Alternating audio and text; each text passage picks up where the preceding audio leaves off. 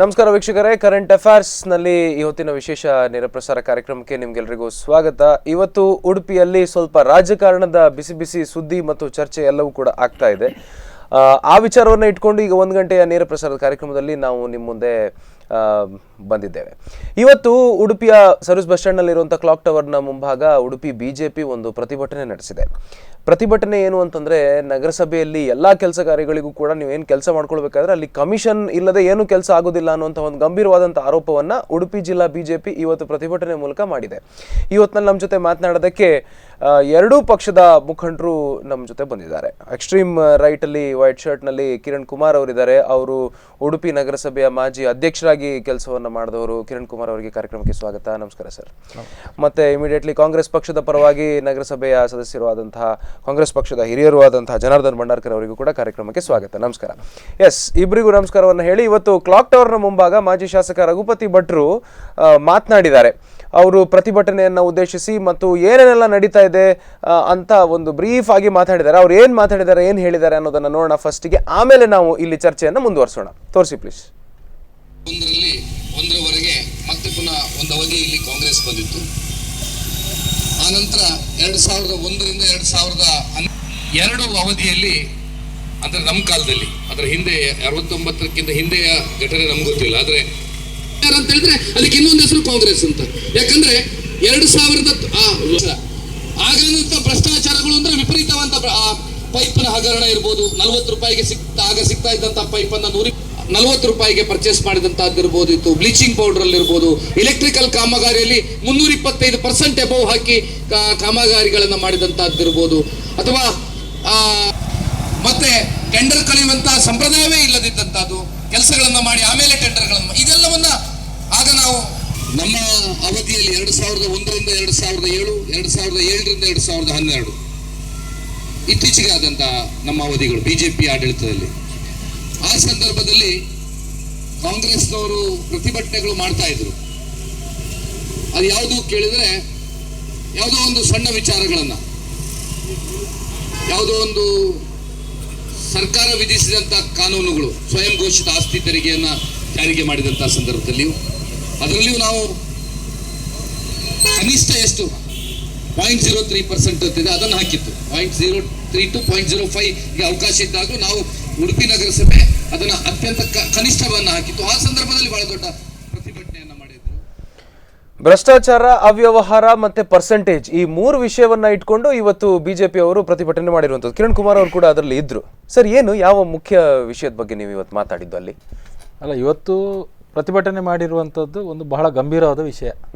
ಏನು ಅಂದರೆ, ಬಹುಶಃ ಅನುಭವದ ಕೊರತೆ ಅಂತ ಹೇಳಲಿಕ್ಕೆ ಆಗುದಿಲ್ಲ. ಯಾಕಂದರೆ ಜನಾರ್ದನ್ ಭಂಡಾರ್ಕರ್ ಅಂತ ಅನುಭವಿಗಳು, ಮೀನಾಕ್ಷಿ ಬನ್ನಂಜೆ ಅಂತ ಅನುಭವಿ ಅಧ್ಯಕ್ಷರು ಎಲ್ಲ ಇದ್ದುಕೊಂಡು ಒಬ್ಬರು ಸ್ಥಾಯಿ ಸಮಿತಿಯ ಅಧ್ಯಕ್ಷರು ಯಾರೋ ಒಬ್ಬರು ಅರ್ಜಿ, ನನಗೆ ಇಂಥ ಸ್ಥಳದಲ್ಲಿ ಒಂದು ಟವರನ್ನು ಹಾಕಲಿಕ್ಕೆ ನನಗೆ ಅನುಮತಿ ಕೊಡಬೇಕು ಅಂತ ಪೌರಾಯುಕ್ತರಿಗೆ ಕೊಡುವಂಥ ಅರ್ಜಿಯನ್ನು ಪೌರಾಯುಕ್ತರು ಇಲ್ಲದಾಗ ಇವರ ಬಳಿಗೆ ಬಂದರೆ, ಇವರು ಸಂಪೂರ್ಣವಾಗಿ ತನ್ನ ಅಧಿಕಾರವನ್ನು ದುರುಪಯೋಗ ಪಡಿಸಿಕೊಂಡು ಅದರ ಮೇಲೆ 5,000 ಬರೆದು ಇಂಗ್ಲಿಷಲ್ಲಿ ರಿಸೀವ್ಡ್ ಅಂತ ಹಾಕಿ ಕೆಳಗಡೆಯಲ್ಲಿ ಸ್ಥಾಯಿ ಸಮಿತಿ ಅಧ್ಯಕ್ಷರ ಮೊಹರನ್ನು ಒತ್ತಿ ಅದರ ಮೇಲೆ ಸೈನ್ ಮಾಡಿ ಅವರಿಗೆ ಪರ್ಮಿಷನ್ ಅನ್ನು ಕೊಡ್ತಾರೆ.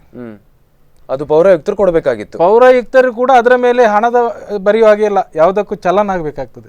ಚಲನ್ ಮಾಡಿ ಅದು ಇಂಪ್ಲಿಮೆಂಟಿಗೆ ಬರುವಂಥದ್ದು.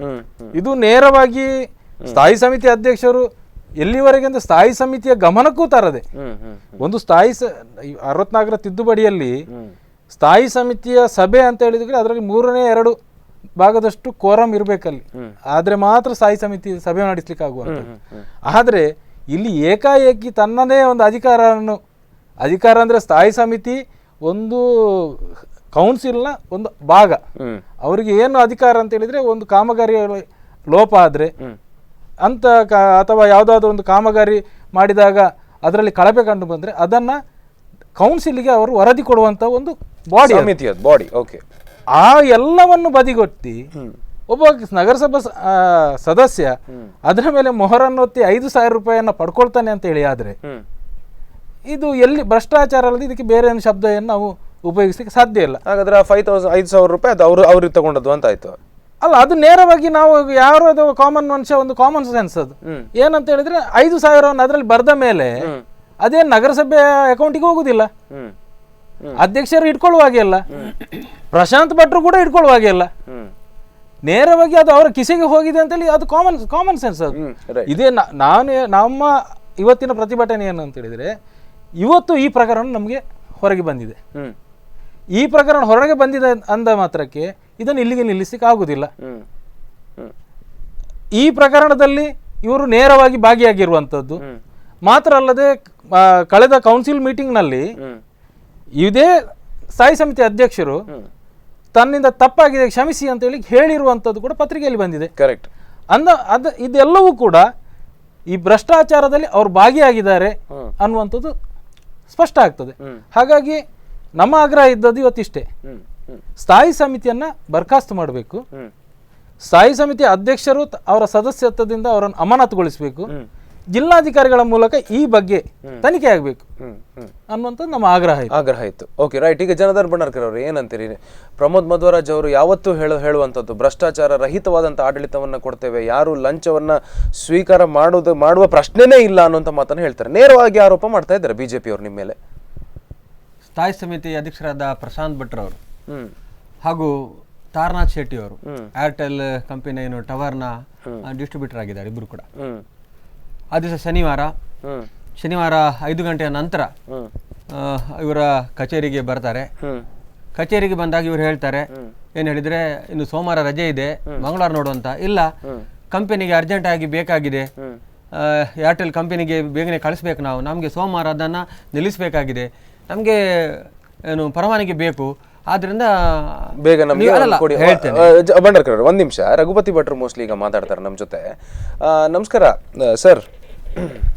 ಹಲೋ ಸರ್, ನಮಸ್ತೆ. ಈಗ ಇವತ್ತು ನಡೆದಂತಹ ಸರ್ ಲೈವ್ ಕಾರ್ಯಕ್ರಮದಲ್ಲಿ ಮಾತಾಡ್ತಿದ್ದೀರಿ ಸ್ಪಂದನ ಟಿವಿದ್ದು. ಇವತ್ತು ನಡೆದಂತಹ ಪ್ರೊಟೆಸ್ಟ್ ಕ್ಲಾಕ್ ಟವರ್ ನ ಮುಂದೆ ನೀವು ಮಾತಾಡಿದ್ದೀರಿ. ಕಾಂಗ್ರೆಸ್ ಭ್ರಷ್ಟಾಚಾರ ಅಂತಂದ್ರೆ ಕಾಂಗ್ರೆಸ್ ಅಂತಾನೆ ನೀವು ಹೇಳಿದಿರಿ. ಸೊ ಇದೆಲ್ಲ ಹೇಗೆ, ಯಾವ ಆಧಾರದ ಮೇಲೆ ನೀವೆಲ್ಲ ಹೇಳಿದಿರಿ ಮತ್ತು ಇವತ್ತಿನ ಮುಖ್ಯ ಉದ್ದೇಶ ಏನಿತ್ತು ಪ್ರತಿಭಟನೆದು? ಕಮಿಷನ್ ನಗರಸಭೆ ಯಾವ್ಯಾವ ತರದಲ್ಲೆಲ್ಲ ತಗೊಳ್ತಾ ಇದೆ ಅಂತ ನಿಮ್ಮ ಹತ್ರನೇ ಕೇಳೋಣ ಅಂತ. ಅಲ್ಲಲ್ಲ ನೋಡಿ, ಕಾಂಗ್ರೆಸ್ ಅಂದ್ರೆ ಭ್ರಷ್ಟಾಚಾರಕ್ಕೆ ಹಿಂದೆ ಹೆಸರು ಹೇಳಿ ಕಾರಣ ಅಂದ್ರೆ ಉಡುಪಿ ನಗರಸಭೆಯಲ್ಲಿ ಯಾವತ್ತೆಲ್ಲ ಕಾಂಗ್ರೆಸ್ ಆಡಳಿತ ಮಾಡಿದ ಆ ಕಾಲದಲ್ಲಿ ಎಲ್ಲದರಲ್ಲಿಯೂ ಇದಾಗಿದೆ, ಅವರದ್ದು ಭ್ರಷ್ಟಾಚಾರಗಳಾಗಿದೆ. ಹಿಂದೆ ನಾವು 96ರಿಂದ 2001 ಸಂದರ್ಭದಲ್ಲಿ ಪೈಪ್ ಹಗರಣಗಳು, ಆಲಂ ಬ್ಲೀಚಿಂಗ್, ಅದನ್ನೆಲ್ಲ ನಾವು ದಾಖಲೆ ಸಮೇತ ಆಗ ಕೊಟ್ಟಿತ್ತು. 325% ಎಬವ್ ಎಲೆಕ್ಟ್ರಿಕಲ್ ಕಾಮಗಾರಿ ಇದರಲ್ಲಿ ಎಲ್ಲ. ಈಗ ವಿಶೇಷವಾಗಿ ನಗರಸಭಾ ಸದಸ್ಯರುಗಳೇ ನೇರವಾಗಿ ಇದರಲ್ಲಿ ಭಾಗವಹಿಸುವಂತಹದ್ದನ್ನ ಇವತ್ತು ನಾವು ನೋಡ್ತಾ ಇದ್ದೇವೆ. ಹಾಗಾಗಿ ಮತ್ತೆ ನೋಡಿ, ಒಬ್ರು ಸ್ಥಾಯಿ ಸಮಿತಿ ಅಧ್ಯಕ್ಷರು 5,000 ರೂಪಾಯಿ ರಿಸೀವ್ಡ್ ಅಂತ ತಕೊಂಡು ಮತ್ತೆ ಅದನ್ನ ನಾನು ಮಾಡಿದ್ದು ಹೌದು ತಪ್ಪಾಗಿದೆ ಕ್ಷಮಿಸಿ ಅಂತ ಹೇಳಿದ್ರು ಅಂತ ಹೇಳಿದ್ರೆ ಇದು ನೇರವಾಗಿ ಇದೆ ಅಲ್ವಾ? ಸರ್, ಈಗ ತಪ್ಪಾಯ್ತು, ಅದೇ ನನ್ಗೆ ಗೊತ್ತಿಲ್ದೇನೋ ತಪ್ಪು ಮಾಡಿದ್ದೇನೆ, ಸರಿ ದಯವಿಟ್ಟು ನನ್ನ ಕ್ಷಮಿಸಿ ಅಂತ ಹೇಳಿದ್ರ ನಂತರ ಅದು ಒಂದು ಕನ್ಫೆಷನ್ ಮತ್ತೆ ನಾನು ಮಾಡಿದ್ದೇನೆ ತಪ್ಪು ಅಂತ ಒಂದು ಆತರದಲ್ಲಿ ಏನು ಅನ್ಸಲ್ವಾ? ನಾಳೆ ರಾಜೇಶ್ವರಿಯು ಹೇಳ್ಬೋದು, ಈಗ ಭಾಸ್ಕರ್ ಶೆಟ್ಟಿಯನ್ನ ಕೊಲೆ ಮಾಡಿದವರು ನಾನು ಮಾಡಿದ ತಪ್ಪಾಯ್ತು ಕ್ಷಮಿಸಿ ಅಂತ ಹೇಳಿಬಿಟ್ರೆ. ನೋಡಿ, ತಪ್ಪು ಕ್ರಿಮಿನಲ್ ತಪ್ಪೇ, ಲಂಚ ತಗೊಳ್ಳುವಂತಹದ್ದು ತಪ್ಪು, ಕೊಲೆ ಮಾಡುದು ತಪ್ಪು. 5,000 ಆಗ್ಲಿ 50 ಕೋಟಿ ಆಗ್ಲಿ. ಈ ಮಂತ್ರಿಗಳು ಪ್ರತಿಯೊಂದು ಸಭೆಯಲ್ಲೂ ನಾನು ಲಂಚ ತಗೊಳ್ಳಿಲ್ಲ ಅಂತ ಹೇಳ್ತಾರೆ, ನಾವು ಭ್ರಷ್ಟಾಚಾರ ಮಾಡಲ್ಲ ಅಂತಾರೆ. ಅವ್ರದೇ ಪಕ್ಷದ ನಗರಸಭಾ ಸದಸ್ಯರಿಗೂ ರಾಜಾರೋಷವಾಗಿ ಭ್ರಷ್ಟಾಚಾರ ಮಾಡ್ತಾ ಇದ್ದಾರೆ. ನಮ್ ಪ್ರಶ್ನೆ ಅದು. ಹಾಗಾಗಿ ಅದಕ್ಕೆ ನಾವೊಂದು ಅಧಿಕೃತವಾದ ರಾಜಕೀಯ ಪಕ್ಷವಾಗಿ ನಾವು ಪ್ರತಿಭಟನೆ ಮಾಡಲೇಬೇಕಮ್ಮ. ಸರ್, ಇವತ್ತು ಅದೇ ಸ್ಥಾಯಿ ಸಮಿತಿಯನ್ನ ಬರ್ಖಾಸ್ತು ಮಾಡಬೇಕು ಅನ್ನುವಂತ ಮನವಿ, ಈ ಮನವಿಯನ್ನ ಯಾರಿಗೆ ಕೊಟ್ಟಿದ್ದೀರಾ ಸರ್? ಡಿಸಿ ಅವರಿಗೆ ಕೊಟ್ಟಿದ್ದೇವೆ. ಓಕೆ, ಏನಂದ್ರು ಸರ್? ತನಿಖೆ ಮಾಡಿ, ಅವ್ರು ಒಂದೇ ಹೇಳಿದ್ರು, ತನಿಖೆ ಮಾಡಿ ಅದರ ಬಗ್ಗೆ ಕ್ರಮ ಕೈಗೊಳ್ತೀನಿ ಹೇಳಿದ್ದಾರೆ. ಅವರಿಗೂ ಆಗ್ತದೇನು ಹೀಗೆ ಹಣ ಕಟ್ಟಡಬಹುದು, ನಗರಸಭೆ ಅಧಿವೇಶನದಲ್ಲಿ ಅದನ್ನ ಒಪ್ಪಿದ್ದಾರೆ ಅವರು. ರೈಟ್. ಓಕೆ ರಘುಪತಿ ಭಟ್ರೆ, ಥ್ಯಾಂಕ್ ಯು, ಧನ್ಯವಾದ ನಮ್ಮ ಜೊತೆ ಮಾತನಾಡಿದ್ರಿ. ನಮಸ್ಕಾರ. ಈಗ ಜನಾರ್ದನ್ ಭಂಡಾರ್ಕರ್ ಅವರು ಮಾತನಾಡ್ತಾ ಇದ್ರು, ಹೇಳಿ ಸರ್, ಮುಂದುವರಿಸಿ. 5:05 ಬಂದರು. ಯಾವಾಗ? ಶನಿವಾರ. ಆಗ ಇವ್ರು ಹೇಳಿದ್ರು ಕ್ಯಾಶ್ ಇದು ಕಟ್ಟೋದು ಬಂದಾಗಿದೆ, 4:04 ಬಂದಾಗ್ತದೆ, ಕ್ಯಾಶ್ ಕಟ್ಟು ಖಜಾನೆದು ಬಂದಾಗಿದೆ, ಇವತ್ತು ಆಗುದಿಲ್ಲ ಅಂತ ಅವ್ರು ಹಠ ಇಟ್ಟರು. ಇವತ್ತೇ ನಮಗೆ ಕೊಡಬೇಕು, ನಮಗೆ ಅದು ಏರ್ಟೆಲ್ ಕಂಪನಿ ಕೊಡಬೇಕಂತ ಇವರು ಸೀಲ್ ಹಾಕಿ ತೆಗೆದುಕೊಂಡ್ರು. ಅದನ್ನು ಅರ್ಜಿಯನ್ನು ಯಾರ ಹತ್ರ ತಗೊಳ್ಬೋದು, ಅದು ಅಧ್ಯಕ್ಷರಿಗೂ ಹಾಕ್ಕೊಂಡು ಎಲ್ರಿಗೂ ಇವರಿಗೂ ಕೂಡ ಹಾಕ್ಕೊಂಡು ಸ್ಥಾಯಿ ಸಮಿತಿ ಅಧ್ಯಕ್ಷ ಅರ್ಜಿಯನ್ನು ಪಡ್ಕೊಂಡ್ರು. ಅರ್ಜಿಯನ್ನು ಪಡ್ಕೊಳ್ಳಿ ಅವರು ಹಠ ಮಾಡಿದ್ದು ಏನು ಹೇಳಿದ್ರೆ, ನಾನು ಕಟ್ಟಲಿಕ್ಕೆ ಹಣ ಕೊಡ್ತೇವೆ 5,000 ಅದಕ್ಕೆ ಕಟ್ಟಲಿಕ್ಕೆ, ನೀವು ಅದನ್ನು ರಿಸೀವ್ಡ್ ಬರೆದು ಕೊಡ್ಬೇಕಂತ. ಆಗ ಪ್ರಶಾಂತ್ ಭಟ್ರು ಹೇಳಿದ್ರು, ಅದು ರಿಸೀವ್ಡ್ ಬರೆದು ಕೊಡ್ಲಿಕ್ಕೆ ಆಗುದಿಲ್ಲ, ತಪ್ಪಾಗ್ತದೆ, ಅದು ನಾನು ತಗೊಳ್ಳೋಕೆ ಇಲ್ಲ ಅಂತ ಅವರು ಒತ್ತಾಯ ಮಾಡಿದ್ರು. ನಾವು ಎಲ್ಲೂ ಇದನ್ನು ಹೊರಗೆ ಹಾಕುದಿಲ್ಲ, ನಾವು ಇದು ಕೇವಲ ಏರ್ಟೆಲ್ ಕಂಪನಿಗೆ ಮಾತ್ರ ನಮಗೆ ಕೊಡ್ಲಿಕ್ಕೆ ಇದು ನಮ್ಗೆ. ಈಗ ಇವರು ಹೇಳಿದ್ದು ನಾನು ಮಂಗಳವಾರ ಕಟ್ಲಿಕ್ಕೆ ಆಗ್ತದೆ, ಅದಕ್ಕಿಂತ ಮೊದಲು ಕಟ್ಲಿಕ್ಕೆ ಇಲ್ಲ, ಕ್ಯಾಶ್ ಕ್ಲೋಸ್ ಆಗಿದೆ, ನಾನು ತಗೊಳ್ಳೋದು ತಪ್ಪು ಅಂತ ಇವರು ಹೊರತು ಕೂಡ ಹೇಳಿದ್ರು. ಪರಿಪರಿಯಾಗಿ ಹೇಳಿದವ್ರು ಕೇಳಲಿಲ್ಲ. ಮತ್ತೆ ಹೇಳ್ತೇನೆ, ಇವರು ತಾರನಾಥ್ ಶೆಟ್ಟರ್ ಇವರ ಪಾರ್ಟ್ನರು ಆದ್ರಿಂದ ಇವರು ಅದರಲ್ಲಿ ರಿಸೀವ್ಡ್ ಅಂತ 5,000 ಬರೆದು ಕೊಟ್ಟರು. ಆದ್ರೂ ಕೂಡ ಮಂಗಳವಾರ ಗೊತ್ತಾಯ್ತು ಇದು ನಮಗೆ ಕೊಡ್ಲಿ ಹಕ್ಕಿಲ್ಲ, ಇದಿಲ್ಲ ಅಂತ ಕೂಡಲೇ ಹಣವನ್ನು ವಾಪಸ್ ಮಾಡಿದ್ದಾರೆ, 5,000 ರೂಪಾಯಿನ ವಾಪಸ್ ಮಾಡಿದ್ದಾರೆ ಅವರಿಗೆ. ಹೌದಾ? ಆದ್ರಿಂದ ಅವರು ಯಾವುದೇ ರೀತಿಯಲ್ಲಿ ಅದನ್ನ ಸ್ವಂತ ಉಪಯೋಗಕ್ಕೋಸ್ಕರವ ಅಥವಾ ಕೆಲಸ ಮಾಡೋದಕ್ಕೆ ಕಮಿಷನ್ ರೀತಿಯಲ್ಲಿ ತೆಗೆದುಕೊಳ್ಳಿಲ್ಲ ಅಂತ ಈ ಸಂದರ್ಭದಲ್ಲಿ ಹೇಳಿಕೆ ನಾನು ಇಚ್ಛೆ ಪಡ್ತಾ ಇದ್ದೇನೆ. ಯಾವುದೇ ರೀತಿಯ ಅದರಲ್ಲಿ ಅವ್ಯವಹಾರ ಆಗಲಿಲ್ಲ. ಈಗ ತಾರನಾಥ್ ಶೆಟ್ಟರ್ ನಂಗೆ ಒಂದು ಅರ್ಥ ಆಗ್ಲಿಲ್ಲ, ನಗರಸಭೆಯಲ್ಲೆಲ್ಲ ಕ್ಲೋಸ್ ಆಗಿದೆ ಅಂದ್ಮೇಲೆ ಇವತ್ತೇ ಬೇಕಂತಂದ್ರೆ ಸರ್ಕಾರದ ಹೇಗೆ ಅದ್ ಮಾಡೋದಕ್ಕೆ ಸಾಧ್ಯ ಅಂತ ಸರ್? ಸರ್ಕಾರ ಮಾಡಿದಲ್ಲ, ಇದು ಅವರವರ ಏನು ಒಳಗಿನ ಅಂದ್ರೆ ಅವರು ಪಾರ್ಟ್ನರ್ ಆದ್ರಿಂದ ಇವರು ಬರೆದು ಕೊಟ್ಟರು ವಿನಃ ನಗರಸಭೆಗೂ ಅದಕ್ಕೆ ಏನು ಸಂಬಂಧ ಇಲ್ಲ. ಮತ್ತೆ ಅವರು ಸೀಲ್ ಹಾಕಿ ಮತ್ತೆ ಅದು ರಿಸೀವ್ಡ್ ಬರೆದು ಅದು ನಾನು ಸರಿ ಅಂತ ನಾನು ಹೇಳಿಕ್ಕೆ ಒಪ್ಲಿಕ್ಕೆ ರೆಡಿ ಇಲ್ಲ.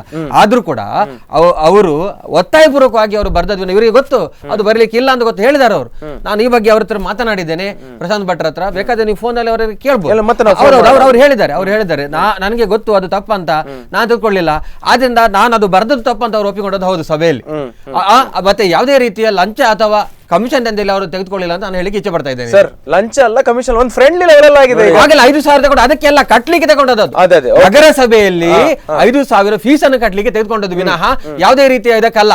ಅವರು ಅರ್ಜೆಂಟ್ ಇವತ್ತು ಇದು ಏರ್ಟೆಲ್ ಕಂಪನಿಗೆ ಇವತ್ತೇ ಕೊಡಬೇಕು, ನಮಗೆ ಇಲ್ಲದೆ ಸೋಮವಾರ ಮಂಗಳವಾರ ಅದನ್ನು ನಿಲ್ಲಿಸಲಿಕ್ಕೆ ಆಗುದಿಲ್ಲ ಅಂತ ಹೇಳಿದ್ರು. ಮತ್ತು ಹೇಳ್ತೇನೆ, ಮಂಗಳವಾರ ಬರುವಾಗ ಕೇಳಿದ್ರು ಇವರು ಇವತ್ತು ಕಟ್ಟಬೇಕಲ್ಲ ಬನ್ನಿ ನೀವಂತ, ನಮಗೆ ಇವತ್ತು ಬೇಡ ಪರ್ಮಿಷನ್, 15 ದಿವಸ ಲೇಟ್ ಉಂಟಂತ ಹಣ ತೆಗೆದುಕೊಂಡು ಹೋಗಿ ಹೇಳಿದ್ರು, ಕೂಡಲೇ ಹಣವನ್ನು ವಾಪಸ್ ಕೊಟ್ಟಿದ್ದಾರೆ. ರೈಟ್. ಕಿರಣ್ ಸರ್ ಏನಂತೀರಿ? ಅರ್ಜಿಯನ್ನ ಸ್ವೀಕರಿಸಲಿಕ್ಕೆ ಅಲ್ಲಿ ಒಂದು ರಿಸೆಪ್ಷನ್ ಕೌಂಟರ್ ಇದೆ, ಇನ್ನೊಂದು ನಗರಸಭೆ ಅಧ್ಯಕ್ಷರಿಗೆ ಅಧಿಕಾರ ಇದೆ, ಇವ್ರು ಹೇಳ್ತಾರೆ ಪೌರಾಯುಕ್ತರಿಗೆ ಅಧಿಕಾರ ಇದೆ, ಇವ್ರು ಹೇಳ್ತಾರೆ ಅಧ್ಯಕ್ಷರಿಗೆ ಯಾವುದೇ ಒಂದು ಅರ್ಜಿಯ ಮೇಲೆ ಅದು ಕೂಡ ಒಂದು ಸ್ಥಳವನ್ನ ಒಂದು ನಿಗದಿತ ಸಮಯಕ್ಕೆ ಕೊಡುವಂತ ಅರ್ಜಿಯ ಮೇಲೆ ಸ್ಥಾಯಿ ಸಮಿತಿಯ ಅಧ್ಯಕ್ಷರಿಗೆ ಎಲ್ಲಿಯೂ ಕೂಡ ಅಧಿಕಾರ ಇಲ್ಲ. ಇದು ಸ್ಪಷ್ಟ. ರಿಸೀವ್ಡ್ ಮಾಡಿದ ವಿನಃ ಏನು ಅವ್ರಿಗೆ ಪರವಾನಗಿ ಕೊಡ್ಲಿಲ್ಲ. ಸೀಲ್ ಹಾಕಿದಾರಲ್ಲ, ಅದೇ ರಿಸೀವ್ಡ್ ಬರ್ದದ್ದು. ರಿಸೀವ್ಡ್ ಹಾಕ್ಲಿಕ್ಕಿಲ್ಲ, ಸೀಲು ಯಾವುದು ರಿಸೀವ್ಡ್ ಹಾಕ್ಲಿಕ್ಕಿಲ್ಲ, ಸೀಲ್ ಹಾಕ್ಲಿಕ್ಕಿಲ್ಲ ಅಂತಾರೆ. ನೋಡಿ, ನಗರಸಭೆಯಲ್ಲಿ ಒಂದು ಕೌಂಟರ್ ಇದೆ, ಈಗ ಕೌಂಟರ್ ಮುಚ್ಚಿದೆ, 5:15 ನಂತರ ಕೌಂಟರ್ ಮುಚ್ಚಿದೆ, 5:05 ಮುಚ್ಚಿದೆ, 5:05 ಬಂದದ್ದು ಅವರು, 5 ಗಂಟೆ ನಂತರ 5:30 ಆಗಿದೆ, ಕೌಂಟರ್ ಮುಚ್ಚಿದೆ, ಆದ್ರಿಂದ ಇವರು ತೆಗೆದುಕೊಂಡದ್ದು ಅವರವರ ಇದ್ರಲ್ಲಿ ತಗೊಂಡದ್ದು ವಿನಃ ಇದು ನಗರಸಭೆಗೆ ಅಂತ ಇದ್ದಿಲ್ಲ. ನೋಡಿ, ಏನೇ ಆದ್ರೂ ಕೂಡ ಏರ್ಟೆಲ್ ಅನ್ನುವಂತ ಒಂದು ಸಂಸ್ಥೆ ಇದು ಎಲ್ಲಿಯ ಒಂದು ಉಡುಪಿಯ ನಗರದ ಭಾಗದಲ್ಲೋ ಎಲ್ಲಿ ಒಂದು ಇರುವಂತ ಒಂದು ಅಂಗಡಿ ಅಲ್ಲ, ಒಂದು ರಾಷ್ಟ್ರೀಯ ಅಂತಾರಾಷ್ಟ್ರೀಯ ಮಟ್ಟದಲ್ಲಿರುವಂತ ಕಾರ್ಪೊರೇಟ್ ಕಂಪನಿ ಇದು. ಕಾರ್ಪೊರೇಟ್ ಕಂಪನಿಯಲ್ಲಿ ಅದರ ಒಂದು ಕೆಲಸ ಮಾಡೋರಿಗೆ ಅವ್ರಿಗೆ ಗೊತ್ತಿರ್ತದೆ ಇದನ್ನು ಎಲ್ಲಿ ಕೊಡಬೇಕು, ಹೇಗೆ ಕೊಡಬೇಕು, ಯಾವ ರೀತಿಯಲ್ಲಿ ನಾವು ಅದರ ಪರವಾನಗಿಯನ್ನು ಪಡ್ಕೊಳ್ಬೇಕು ಅನ್ನೋದು ಅವರಿಗೂ ಗೊತ್ತಿದೆ. ಇಲ್ಲಿ ದೋಸ್ತಿ ವಿಚಾರ ಇನ್ನೊಂದು ಬರುದಿಲ್ಲ. ನಗರಸಭೆ ಅನ್ನುವಂಥದ್ದು ಯಾರದೇ ಮನೆಯ ಆಸ್ತಿ ಅಲ್ಲ, ಇದು ಸಂಪೂರ್ಣವಾಗಿ ಸಾರ್ವಜನಿಕರ ಆಸ್ತಿ. ಇಲ್ಲಿ 1 ರೂಪಾಯಿ ಕೂಡ ಅಲ್ಲಿ ಲೆಕ್ಕಾಚಾರ ಇದೆ. ಒಬ್ಬ ಸ್ಥಾಯಿ ಸಮಿತಿ ಅಧ್ಯಕ್ಷ ಅದನ್ನೆಲ್ಲ ಬದಿಗೊತ್ತಿ 5,000 ರಿಸೀವ್ಡ್ ಅಂತ ಹಾಕಿ ಸೀಲ್ ಹಾಕಿ ಕೊಡ್ತಾನೆ ಅಂತೇಳಿ ಆದ್ರೆ ಇದು ಒಂದು ಪ್ರಕರಣ ಬೆಳಕಿಗೆ ಬಂತು. ಏನೋ ಪುಣ್ಯಕ್ಕೆ ಆ ಲೆಟರ್ ನಮ್ಮ ಕೈಗೆ ಸಿಕ್ಕಿದ್ರಿಂದ ಇದು ಆ ಪ್ರಕರಣ ಬೆಳಕಿಗೆ ಬಂತು. ಇವರಿಗೆ ಹೇಳ್ತಾರೆ ಅವರ ಪಾರ್ಟ್ನರ್ ಅದು ಇದು ಅಂತೇಳಿ. ನಗರಸಭೆಯಲ್ಲಿ ನೀವು ಓದ್ ತಗೊಳ್ಳುವಾಗಲೇ ಹೇಳ್ತೀರಿ, ನಾನಾಗಲಿ ನನ್ನ ಕುಟುಂಬಸ್ಥರಾಗಲಿ ಅಥವಾ ನನ್ನ ಇದಕ್ಕೆ ಯಾವುದೇ ನಗರಸಭೆಯ ಅಥವಾ ಸಾರ್ವಜನಿಕ ಹಿತಾಸಕ್ತಿ ತೊಂದರೆ ಆಗದಂತೆ ನಾನು ಶಪಥ ಆಗದ ರೀತಿಯಲ್ಲಿ ವರ್ತಿಸ್ತೇನೆ ನಾನು ಶಪಥ ತಗೊಳ್ತೀರಿ ನೀವು. ಅಲ್ಲಿ ಹಾಗೆ ಎಂತೆಂತ ಶಪಥಗಳು ತಗೊಂಡವ್ರು ಇದ್ದಾರೆ ಸರ್. ಅಲ್ಲಲ್ಲ, ಇವ್ರು ಹೇಳಿದ್ರೇನು, ಅವರ ಫ್ರೆಂಡ್ ಅವರ ಪಾರ್ಟ್ನರ್ ಅಂತೇಳಿ. ನೀವಿಲ್ಲಿ ಅದನ್ನು ಬ್ರೇಕ್ ಮಾಡಿದ್ರಿ, ಅವ್ರಿಗೆ ಫೇವರ್ ಮಾಡಿದ್ರಿ. ಇನ್ನೊಂದು ಬಹಳ ಮುಖ್ಯವಾದ ವಿಷಯ, ಸ್ಥಾಯಿ ಸಮಿತಿ ಅಧ್ಯಕ್ಷರು ಅಂದ ನಂತರ ಸ್ಥಾಯಿ ಸಮಿತಿಯ ಮುಖ್ಯ ಜವಾಬ್ದಾರಿ ಏನು? ನಗರಸಭೆಯ ಸೊತ್ತುಗಳನ್ನು ಎಲ್ಲಿಯೂ ಹಾಳಾಗದ ರೀತಿಯಲ್ಲಿ ಅಥವಾ ಯಾರೇ ದುರುಪಯೋಗ ಪಡಿಸದ ರೀತಿಯಲ್ಲಿ ಸ್ಥಾಯಿ ಸಮಿತಿ ಅದನ್ನು ಕಾವಲು ನಾಯಿಯಾಗಿ ಕಾದು ಕೂತ್ಕೊಳ್ಬೇಕು. ಓಹೋ, ಆದ್ರೆ ಏನ್ ಮಾಡಿದ್ರಿ ಇವರು? ಇದ್ದಂತ ನಾವು ನಮ್ಮ ಅವಧಿಯಲ್ಲಿ ಆದಂತ ಒಂದು ಬೀಡಿನ ಗುಡ್ಡೆ ಆ ಸ್ಟೇಜ್, ಅದಕ್ಕೆ ಪೂರ್ತಿ ಚಿತ್ರದುರ್ಗದ ಕೋಟೆ ಹಾಕಿ ದೊಡ್ಡ ಗೇಟ್ ಹಾಕಿ ಅದರಲ್ಲಿ ಯಾರಿಗೂ ಒಳಗೆ ಹೋಗ್ಲಿಕ್ಕಿಲ್ಲ. ಇವತ್ತು ಅಲ್ಲಿ ಒಬ್ಬ ಮಕ್ಕಳಿಗೂ ಆಡ್ಲಿಕ್ಕಿಲ್ಲ. ಇದ್ದಂತ ಒಂದು ಗ್ರೌಂಡ್ ಅದೇ ಪಕ್ಕದಲ್ಲಿರುವಂತ ಸ್ಮಶಾನದ ಪಕ್ಕದಲ್ಲಿರುವಂತ ಗ್ರೌಂಡ್. ಈ ಟವರ್ ಹಾಕಿರುವ ಜಾಗ ಯಾವುದು? ಒಬ್ಬ ಸ್ಥಾಯಿ ಸಮಿತಿ ಅಧ್ಯಕ್ಷರು ಜವಾಬ್ದಾರಿಯುತ ಸ್ಥಾನದಲ್ಲಿದ್ದವರಿಗೆ ಉಡುಪಿ ನಗರದಲ್ಲಿ ಏನಾಗಬೇಕು, ಉಡುಪಿ ಜನರಿಗೆ ಏನು ಬೇಕು ಅನ್ನುವಂಥದ್ದನ್ನ ಒಂದು ಚಿಂತನೆ ಮಾಡುವಷ್ಟು ಕೂಡ ಇದು ಇಲ್ಲದಿದ್ರೆ ಅಲ್ಲಿ ಕ್ರಿಕೆಟ್ ಆಡ್ತಾರೆ ಮಕ್ಕಳು. ಇರುವಂತ ಒಂದೇ ಗ್ರೌಂಡ್ ಇಡೀ ಉಡುಪಿಗೆ ನಾವು ನೋಡಿದ್ರೆ ಬೀಡ್ನ ಗುಡ್ಡೆಯ ಗ್ರೌಂಡ್ ಒಂದೇ ಇರುವುದು ಇವತ್ತು. ಬೇರೆ ಎಲ್ಲ ಗ್ರೌಂಡ್ಗಳನ್ನು ಎಲ್ಲ ರಾಷ್ಟ್ರೀಯ ಹಬ್ಬಗಳಿಗೆ ಅದಕ್ಕಂತ ಹೇಳ್ತೇಳಿ ಎಲ್ಲ ಮುಚ್ಚಿಬಿಟ್ಟಿದ್ದಾರೆ. ಇರುವಂತ ಒಂದು ಗ್ರೌಂಡನ್ನು ಅಲ್ಲಿ ಒಂದು ಟವರ್ ಹಾಕಿ ಅಲ್ಲಿಯೂ ಉಳಿದ ಮಕ್ಕಳಿಗೆ ಆಡ್ಲಿಕ್ಕೆ ಬಿಡದಿದ್ರೆ ಹಾಗಾದ್ರೆ ಯಾರ ಹಿತಾಸಕ್ತಿಯನ್ನು ಇವರು ಕಾಪಾಡ್ತಾ ಇದ್ದಾರೆ? ಜನರ ಹಿತಾಸಕ್ತಿಯನ್ನು ಕಾಪಾಡ್ತಾ ಇದ್ದಾರಾ? ಏರ್ಟೆಲ್ನ ಹಿತಾಸಕ್ತಿಯನ್ನು ಕಾಪಾಡ್ತಾ ಇದ್ದಾರಾ? ಈ ಎಲ್ಲ ಅಂಶಗಳನ್ನು ಗಮನಿಸಿದಾಗ ಇಲ್ಲಿ ಏನೋ ಒಂದು ಅವರ ಸ್ವಂತದ ಒಂದು ಏನೋ ಒಂದು ಕೆಲಸ ನಡೀತಾ ಇದೆ. ಹಾಗಾಗಿ ಅವ್ರು ಏನು ಮಾಡಿದ್ದಾರೆ, ಸುಮ್ಮನೆ ಒಂದು ಪೇಪರಲ್ಲಿ ಬರೆದು ಕೊಟ್ಟು ಅದನ್ನು ಏರ್ಟೆಲ್ ಆಫೀಸಿಗೆ ಕಳಿಸಿ ಎಲ್ಲಿಯಾದ್ರೂ ಉಂಟಾ? ನೀವು ಒಂದು ಏರ್ಟೆಲ್ ಸಂಸ್ಥೆಗೆ ಸ್ಥಾಯಿ ಸಮಿತಿ ಅಧ್ಯಕ್ಷರು 5,000 ರಿಸೀವ್ಡ್ ಅಂತ ಹಾಕಿ ಕೊಟ್ಟರೆ ಅದಕ್ಕೆ ಏರ್ಟೆಲ್ ಸಂಸ್ಥೆ ಪರ್ಮಿಷನ್ ಕೊಡ್ತದ? ನಗರಸಭೆಯಿಂದ ಕಟ್ಟಿದ ಹಣದಕ್ಕೆ ಚಲನ್ ಬೇಡವಾ? ಅಥವಾ ಪೌರಾಯುಕ್ತರ ಒಂದು ಅನುಮತಿ ಬೇಡವಾ? ಅದು ಇಲ್ಲದೆ ಒಬ್ಬ ಸ್ಥಾಯಿ ಸಮಿತಿ ಅಧ್ಯಕ್ಷನ ಒಂದು ಮೊಹರ್ನ ಮೇಲೆ ಏರ್ಟೆಲ್ ಸಂಸ್ಥೆ ಪರ್ಮಿಷನ್ ಕೊಡ್ತದೆ? ಸರ್, ಒಂದು ಪಾಯಿಂಟ್, ಈಗ ಭಂಡಾರ್ಕರ್ ಅವರೇ, ಈಗ ಒಂದು ಯಾವುದೇ ಒಂದು ಇದರಲ್ಲಿ ಒಂದು ಹಣ ಕಟ್ಟಿದಕ್ಕೆ ಒಂದು ಚಲನ್ ಅಂತ ಇದ್ದೇ ಇರ್ತದೆ. ನಗರಸಭೆ ಅಂತ ಕೊಟ್ಟಿರುವಂತ ಒಂದು ಚಲನ್, ಇದು ಚಲನ್ ಕೊಟ್ಟದಲ್ಲ ಸ್ವಾಮಿ. ಅದೇ ಚಲನ್ ಕೊಟ್ಟದಲ್ಲ. ಮಂಗಳವಾರ ಕಟ್ತೇನೆ ಹಣ ತಗೊಂಡೋದಕ್ಕೆ ರಿಸೀಟ್ ಅನ್ನು ಬರೆದು ಕೊಟ್ಟದ್ದು ಅಷ್ಟೇ ವಿನಃ ಯಾವುದೇ ಇಲ್ಲ. ಮಂಗಳವಾರ ಕಟ್ತೇನೆ ಅಂತ ಹೇಳಿದ್ದಾರೆ ಇವರು ಹಣವನ್ನ. ಸೋಮವಾರ ಇದಿತ್ತು ಎಂತ ರಜೆ ಇತ್ತು ನಗರಸಭೆಗೆ. ಮಂಗಳವಾರ ಏನಾಯ್ತು, ಅವ್ರಿಗೆ ಫೋನ್ ಮಾಡಿದೆವರು ಬನ್ನಿ ನೀವು ಕಟ್ಟಿ ಅಂತ. ಇಲ್ಲ ನಮ್ಗೆ ಈಗ ಬೇಡ 15 ದಿವಸ ನಂತರ ಬರ್ತೇನೆ ಅಂತ. ಆಯ್ತು, ನೀವು ಹಣ ತಗೊಂಡೋಗಿ ಹೇಳಿ ಹಣ ವಾಪಸ್ ಕೊಟ್ಟಿದ್ದಾರೆ, ಅದಷ್ಟೇ. ಅಲ್ಲ, ಈಗ ನೀವೊಂದು ಪಾಯಿಂಟ್ ಅನ್ನು ಹೇಳಿದ್ರಿ, ಅವ್ರಿಗೆ ಗೊತ್ತಿತ್ತು ತಗೊಳ್ಳೋದು ತಪ್ಪು ಅಂತಾನು ಗೊತ್ತಿತ್ತು. ನಾಳೆ ಹೆಚ್ಚು ಕಡಿಮೆ ಏನಾದ್ರು ಆದ್ರೆ ಮತ್ತೆ ಇವ್ರು ಸಿಕ್ಕಿ ಬಿಡ್ಬೇಕಲ್ಲ, ಇವರು ಸಿಕ್ಕಿ ಬಿಡ್ಬೇಕು, ನಿಮ್ ಪಕ್ಷನೂ ಸುಮ್ಮನೆ ಸಿಕ್ಕಿ ಬಿಡ್ಬೇಕಲ್ಲ, ಅದು ಗೊತ್ತಿದ್ದವ್ರು ಮಾಡಿದ್ರಲ್ವಾ? ಅಲ್ಲ ಹೇಳಿದಾರ ಅಲ್ಲ, ಅವರು ಒತ್ತಾಯಪೂರ್ವಕವಾಗಿ ಮಾಡಿಸಿದ್ರು. ನೋಡಿ, ಇಲ್ಲಿ ಒತ್ತಾಯದ ಪ್ರಶ್ನೆ ಇಲ್ಲ. ಯಾವ ನಗರಸಭಾ ಸದಸ್ಯ ಅಂದ ಮೇಲೆ ಏನೋ ಒಂದು ನಾಳೆ ನೆರೆ ಬರ್ತದೆ, ಇವತ್ತು ಒಂದು ದೊಡ್ಡ ಚರಂಡಿ ಬಿಡಿಸಿ ಅನ್ನುವಂಥದ್ದು ಏನು ದೊಡ್ಡ ಅಂಥದ್ದೇನು ದೊಡ್ಡ ಕಾರ್ಬಾರ್ ಅಲ್ಲ. ಅದು ಟವರ್ ಹಾಕ್ಲಿಕ್ಕೆ ಇವತ್ತಲ್ಲದ್ರೆ ನಾಳೆ ಹಾಕ್ತಾರೆ, 2 ದಿವಸ ಲೇಟ್ ಆಗಲಿ.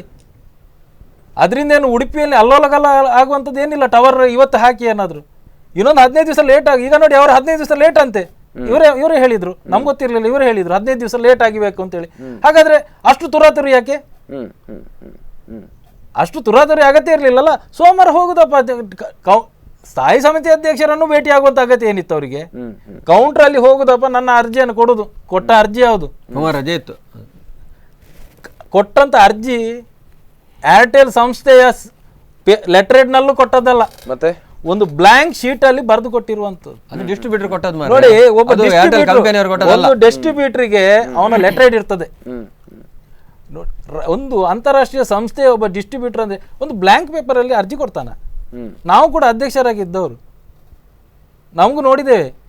ಆದರೆ ಈ ರೀತಿಯ ಒಂದು ನಗರಸಭೆಯ ಇಡೀ ಒಂದು ಕೌನ್ಸಿಲನ್ನೇ ದಿಕ್ಕು ತಪ್ಪಿಸುವಂಥದ್ದು, ನಗರಸಭೆಯ ಪೌರಾಯುಕ್ತರನ್ನು ಅಧಿಕಾರಿ ವರ್ಗಗಳನ್ನು ದಿಕ್ಕು ತಪ್ಪಿಸುವಂಥದ್ದು, ಇದು ಸಂಪೂರ್ಣವಾಗಿ ಪ್ರಶಾಂತ್ ಭಟ್ರ ಮೂಲಕ ಆಗಿದೆ. ನಮ್ಮ ಆಗ್ರಹ ಇವತ್ತಿಗೂ ಅಷ್ಟೇ, ಇದು ನೇರವಾಗಿ ಭ್ರಷ್ಟಾಚಾರ ಟ್ರಾನ್ಸ್ಪರೆನ್ಸಿ ಆಕ್ಟ್ ನ ಪ್ರಕಾರ ಬರ್ತದೆ, ಅದರ ಅಡಿಯಲ್ಲೇ ಬರ್ತದೆ. ಇದು ಅದರ ಅಡಿಯಲ್ಲೇ ಬರ್ತದೆ, 100ಕ್ಕೆ 100 ಅದರ ಅಡಿಯಲ್ಲಿ ಬರ್ತದೆ. ರೈಟ್. ಏನಂತೀರಿ ಭಂಡಾರ್ಕರ್? ಇದ್ರ ನಂತರ ನಾವು 1 ನಿಮಿಷ ಟೈಮ್ ಇದೆ, ನೀವು ಮಾತಾಡಿ ಆದ ನಂತರ ನಾವು ಒಂದು ಬ್ರೇಕ್ ತಗೊಳ್ಳೋಣ. ಯಾವುದೋ ಒಂದು ಕಾಯ್ದೆ ಹೆಸರನ್ನ ಹೇಳಿದ್ರು, ಅದರಲ್ಲೇ ಬರ್ತದಂತೆ, ನೀವು ಭ್ರಷ್ಟಾಚಾರವೇ ಮಾಡಿದೀರ ಅಂತ ಇವ್ರು ಹೇಳ್ತಾರೆ. ಓಕೆ, ಸಿದ್ಧ ಯಾವುದಕ್ಕೂ ಭ್ರಷ್ಟಾಚಾರವೇ ತನಿಖೆಗೂ ಸಿದ್ಧ ಅಷ್ಟೇ, ಯಾವ ತನಿಖೆಗೂ ಸಿದ್ಧ ಅಲ್ಲ. ಇಲ್ಲಿ ತನಿಖೆ ಆದ ಕೂಡಲೇ ಕಾಂಗ್ರೆಸ್ ಪಕ್ಷದ ಮೇಲೆ ಆಗ್ಲಿ ಅಥವಾ ಕೌನ್ಸಿಲ್ ನ ಮೇಲೆ ಆಗಿ ಬರುದಿಲ್ಲ. ಇದು ಒಬ್ಬ ನಗರಸಭಾ ಸದಸ್ಯ ಮಾಡಿರುವಂತ ಒಂದು ದೊಡ್ಡ ತಪ್ಪು. ರೈಟ್. ಅಲ್ಲ, ಇದಕ್ಕೆ ಕ್ಷಮೆ ಅನ್ನೋದೇ ಇಲ್ಲ. ಇದು ಯಾಕಂದ್ರೆ ಕ್ಷಮೆ ಕೇಳಿದ ಕೂಡಲೇ ಮುಗಿಸುವಂತದ್ದಲ್ಲ ಇದು. ಆ ರೀತಿ ಕ್ಷಮೆ ಕೊಡೋದಾದ್ರೆ ಕೋಲ್ ಪ್ರಕರಣ, ಗಣಿ ಪ್ರಕರಣ ಇವೆಲ್ಲವೂ ಕ್ಷಮೆಯಲ್ಲಿ ಹೋಗಿ ಬಿಡ್ತಿತ್ತು. ನೋಡುವ. ಎಸ್, ನಾವು ಪ್ರಶಾಂತ್ ಭಟ್ರು ಅಂದರೆ ಉಡುಪಿ ನಗರಸಭೆ ಸ್ಥಾಯಿ ಸಮಿತಿ ಅಧ್ಯಕ್ಷರು ಅವ್ರ ಹತ್ರನೇ ಆದಂಥ ಈ ವಿಷಯವನ್ನು ಅವರ ಫೋನ್ ಮೂಲಕ ಮಾತಾಡುವಂಥ ಪ್ರಯತ್ನವನ್ನು ಪಡ್ತೇವೆ ವೀಕ್ಷಕರೇ. ಆದರೆ ಈಗ ಕಾರ್ಯಕ್ರಮದಲ್ಲಿ ಒಂದು ಸಣ್ಣ ಬ್ರೇಕನ್ನು ತಗೊಳ್ಳೋಣ. ಬ್ರೇಕ್ ಆಗಿ ಬಂದ ನಂತರ ಇವತ್ತು ನಡೆದಂಥ ಪ್ರಾಟೆಸ್ಟ್ನಲ್ಲಿ ಏನೇನೆಲ್ಲ ಹೇಳಿದ್ರೆ ಅದೆಲ್ಲದ್ರ ಬಗ್ಗೆ ನಾವು ಚರ್ಚೆ ಮಾಡಬೇಕಾಗಿದೆ. ಸ್ಥಾಯಿ ಸಮಿತಿ ಮುಖ್ಯವಾಗಿ ಏನು ಕೆಲಸ ಮಾಡ್ತದೆ, ಮತ್ತು ಬೇರೆ ಇವ್ರು ಕಂಡ್ಕೊಂಡ ಹಾಗೆ BJP ಪಕ್ಷದವ್ರು ಕಂಡ್ಕೊಂಡ ಹಾಗೆ ಬೇರೆ ಏನೇನೆಲ್ಲ ಭ್ರಷ್ಟಾಚಾರ ನಗರಸಭೆಯಲ್ಲಿ ನಡೆದಿದೆ ಎಲ್ಲದ್ರ ಬಗ್ಗೆ ಮಾತಾಡೋ ಸಣ್ಣ ಬ್ರೇಕ್ನ ನಂತರ.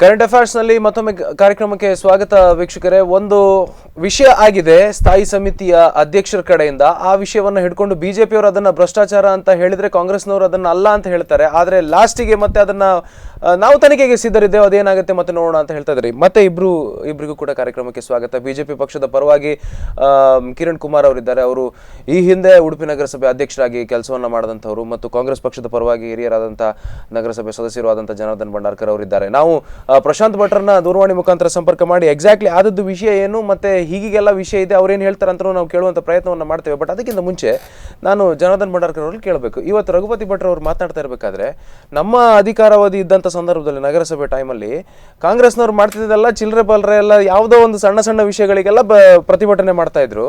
ಇವ್ರದ್ದು ಯಾವತ್ತು ನೋಡಿದ್ರು ಭ್ರಷ್ಟಾಚಾರ ಅಂತ ಹೇಳಿದ್ರು ಅವ್ರ ಮಾತು. ನೀವು ಕೇಳಿಸ್ಕೊಂಡ್ರಿ ಈಗ. ಹೌದಾ? ಸಣ್ಣ ಎಲ್ಲ ಚಿಲ್ಲರೆ ವಿಷಯಗಳಿಗೆ ನೀವೆಲ್ಲ ಪ್ರೊಟೆಸ್ಟ್ ಮಾಡ್ತಾ ಇದ್ದದ್ದು? ಅದು ಅವ್ರು ಹೇಳ್ಬೋದು. ನಾವು ಪ್ರಜಾಸತ್ತಾತ್ಮಕ ರೀತಿಯಲ್ಲಿ ಪ್ರತಿಭಟನೆ ಮಾಡಿದ್ದೇವೆ. ಅದು ನಮ್ಮಲ್ಲಿ ರಾಜಕೀಯದಲ್ಲಿ ಹಕ್ಕೆ.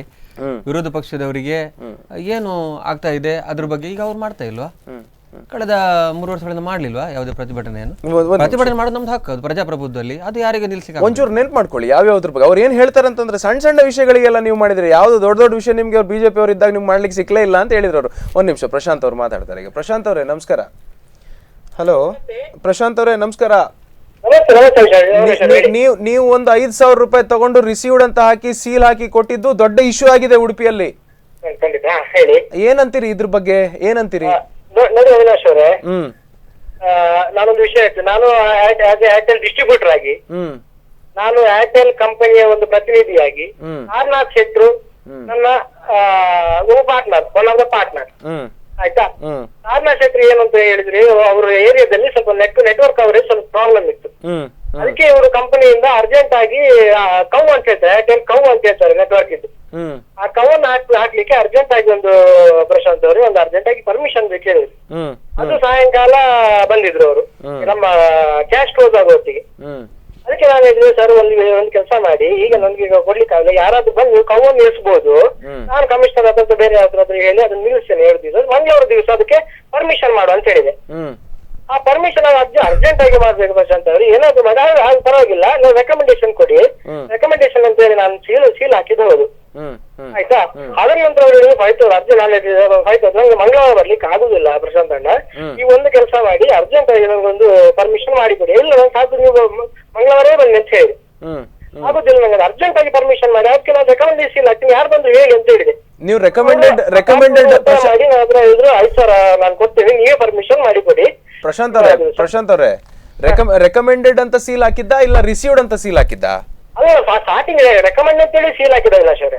ಬಟ್ ಈಗ ಕಿರಣ್ ಅವ್ರು ಹೇಳ್ತಾರೆ ನೋಡಿ, ರಿಸೀವ್ಡ್ ಅಂತ ಹಾಕಿದಾರಂತೆ ಅವ್ರು ಹೇಳ್ತಾ ಇದ್ದಾರೆ ನೋಡಿ. ಅದು ಹೇಳ್ತೇನೆ ನಾನು, ಆಯ್ತಾ? ಇನ್ನು ಮುಗಿಲಿ, ನಾನು ಹೇಳ್ತೇನೆ. ರೆಕಮೆಂಡೇಶನ್ ಸೀಲ್ ಹಾಕಿದ ನಂತರ ಅವ್ರು ಹೇಳಿದ್ರು 5,000 ನಾನು ಕೊಡ್ತೇನೆ, ನೀವು ಅದನ್ನು ನಾಡ್ದು ಮಂಗಳವಾರ ಮಾಡಿಸಿ ನನಗೆ ರಿಟರ್ನ್ ಕೊಡಿ, ಪರ್ಮಿಷನ್ ಕೊಡಿ ಅಂತ ಹೇಳಿದ್ರು. ಅದಕ್ಕೆ ಹೇಳಿದ್ರು ನಾನು ಹಣ ತಗೊಳ್ಳಿಕ್ಕೆ ಆಗುದಿಲ್ಲ ಸರ್, ನೀವು ಮಂಗಳವಾರ ಬನ್ನಿ ಮಾಡಿ ಕೊಡ್ತೇನೆ ಅಂತ ಹೇಳಿದೆ. ಅದಕ್ಕೆ ಬದಲಾಗಿ ಅವ್ರು ಈಗ ಬೇಡ, ನೀವು ಅದಕ್ಕೆ ಟೆನ್ಷನ್ ಮಾಡಬೇಡಿ, ನೀವು ಹೋಗಿ ಅಂತ ಹೇಳಿದೆ. ನಾನು ತಗೊಳ್ಳಿಕ್ಕೆ ಆಗುದಿಲ್ಲ ಅಂತ ಹೇಳಿ, ಇಲ್ಲ ನೀವು ತಗೊಳ್ಳಿಬೇಕು, ನಂಗೊಂದು ರಿಸೀವ್ಡ್ ಕಾಪಿ ಕೊಡಿ ಸಾಕು, ನಾನು ಕಂಪನಿಯವರಿಗೆ ಕಳಿಸ್ಬೇಕು, ನಮ್ಗೆ ಕೋವು ಬರ್ತದೆ ಅಂತ ಹೇಳಿ ಕಳ್ಸನೆ ಕೋವು ಬರುದಿಲ್ಲ ಅಂತ ಹೇಳಿದ್ರೆ. ಹಾಗೆ ನಾನು ಹೇಳಿದ್ರೆ ನಾನು ರಿಸೀವ್ಡ್ ಅಂತ ಕೊಡ್ಲಿಕ್ಕೆ ಆಗುದಿಲ್ಲ ಸರ್, ತಪ್ಪಾಗ್ತದೆ, ನಾನು ಆಸ್ ಎ ಮೆಂಬರ್ ಆಗಿ ಅದು ಕೊಡ್ಲಿಕ್ಕೆ ಆಗುದಿಲ್ಲ ಅಂತ ಹೇಳಿದ್ರು ಕೂಡ ಮತ್ತೆ ಅವರ ಕಾರಣ ಒಂದು ರಿಸೀವ್ಡ್ ಅಂತ ಕೊಟ್ಟು ನಾನು ಯಾರನ್ನು ಇದು ಇಶ್ಯೂ ಮಾಡುದಿಲ್ಲ, ಇದು ಕಳಿಸಿಕ್ಕೆ ಡೈರೆಕ್ಟ್ ಕಳಿಸಿಕ್ಕೆ ಫ್ಯಾಕ್ಸ್ ಮಾಡಿ ಕಳಿಸ್ತೇನೆ ಅಂತ ಹೇಳಿದ್ರು. ನಾನು ಅದನ್ನು ನೋಡಿ ಇಲ್ಲ ತಾನಾದ್ರೆ ಕಷ್ಟ ಅಂತ ಹೇಳಿದ್ರೆ ನಾನು ಇದ್ರಲ್ಲಿ ಏನು ಆಗುದಿಲ್ಲ ಅಂತ ಹೇಳಿ ನಂಗೆ ತಪ್ಪಿದ್ದ ಗೊತ್ತಿದೆ, ಅದು ಕೂಡ ರಿಸೀವ್ಡ್ ಅಂತ ಕಾಪಿ ಹಾಕಿ ನಾನು ಅದು ಕೊಟ್ಟೆ, ನಾನು ಮಂಗಳವಾರ ವ್ಯವಸ್ಥೆ ಮಾಡಿ ಕೊಡ್ತೇನೆ ಅಂತ ಹೇಳಿ ಕಳಿಸಿದ್ದೆ ಅವರಿಗೆ.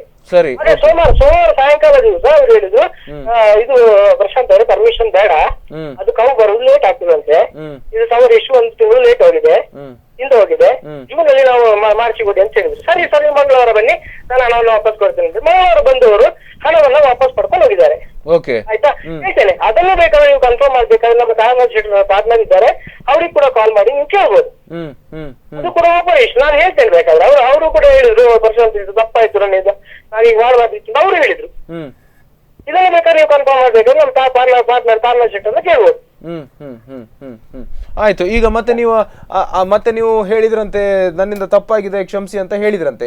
ಅದನ್ನೇ ಅಲ್ಲ ತಪ್ಪು ಕ್ಷಮಿಸಿದಷ್ಟೇ ಅಲ್ಲ, ತಪ್ಪಾಗಿದೆ ನಾನು ಹಾಕಿಕೊಡ್ಬಾರ್ದು ನಾನು ಹೇಳಿದ್ನಲ್ಲ ಸರ್, ನಾನೇ ಹೇಳಿದ್ನಲ್ಲ ನನಗೆ ಹಾಕಿ ಕೊಡ್ಲಿಕ್ಕೆ ಆಗುದಿಲ್ಲ ಅಂತ ಅವ್ರು ಪಾರ್ಟ್ನರ್ಶಿಪ್ ಕೂಡ ಹೇಳಿದ್ದೇನೆ, ನನಗೆ ಹಾಕ್ಲಿಕ್ಕೆ ಆಗುದಿಲ್ಲ, ನಾನು ಹಾಕ್ಲಿಕ್ಕೆ ರೈಟ್ಸ್ ಇಲ್ಲ ಅಂತ ಹೇಳಿ ಕೂಡ ಹೇಳಿದ್ದೇನೆ. ನಾನು ರೆಕಮೆಂಡ್ ಮಾಡ್ಬೋದು ಅಷ್ಟೇ.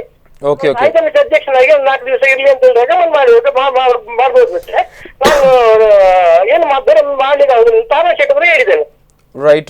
ಒಂದ್ ನಿಮಿಷ ಕಿರಣ್ ಕುಮಾರ್ ಅವ್ರು ಏನಂತೀರಿ? ನೀವು ಕೇಳಿಸ್ಕೊಂಡ್ರಿ ಇವ್ರ ಹತ್ರ ನೀವೇನಾದ್ರೂ ಹೇಳೋದಿದ್ಯಾ? ಇಲ್ಲ ಇದರ ಬಗ್ಗೆ ಜಿಲ್ಲಾಧಿಕಾರಿಗಳ ಮಟ್ಟದಲ್ಲಿ ತನಿಖೆ ಆಗ್ತದೆ. ನಮ್ಗೆ ಜಿಲ್ಲಾಧಿಕಾರಿಗಳ ಬಗ್ಗೆ ಇದಿದೆ. ಇದು ಯಾವುದೇ ಒಂದು ಸರ್ಕಾರದ ಇದರ ಬಗ್ಗೆ ಜಿಲ್ಲಾಧಿಕಾರಿಗಳೇ ನಗರಸಭೆಗೆ ಸುಪ್ರೀಮು, ಜಿಲ್ಲಾಧಿಕಾರಿಗಳು ಇದ್ರ ಬಗ್ಗೆ ತನಿಖೆ ಮಾಡ್ತಾರೆ. ಒಂದು ವೇಳೆ ತನಿಖೆಯಲ್ಲಿ ತಪ್ಪಿತಸ್ಥರು ಅಂತ ಬಂದ್ರೆ ಇವರದ್ದು ಅಮಾನತ್ ಆಗುದಂತ ಖಂಡಿತ, ಅಲ್ಲದಿದ್ರೆ ನಗರಸಭಾ ಸದಸ್ಯತ್ವ ಮುಂದುವರಿತದೆ.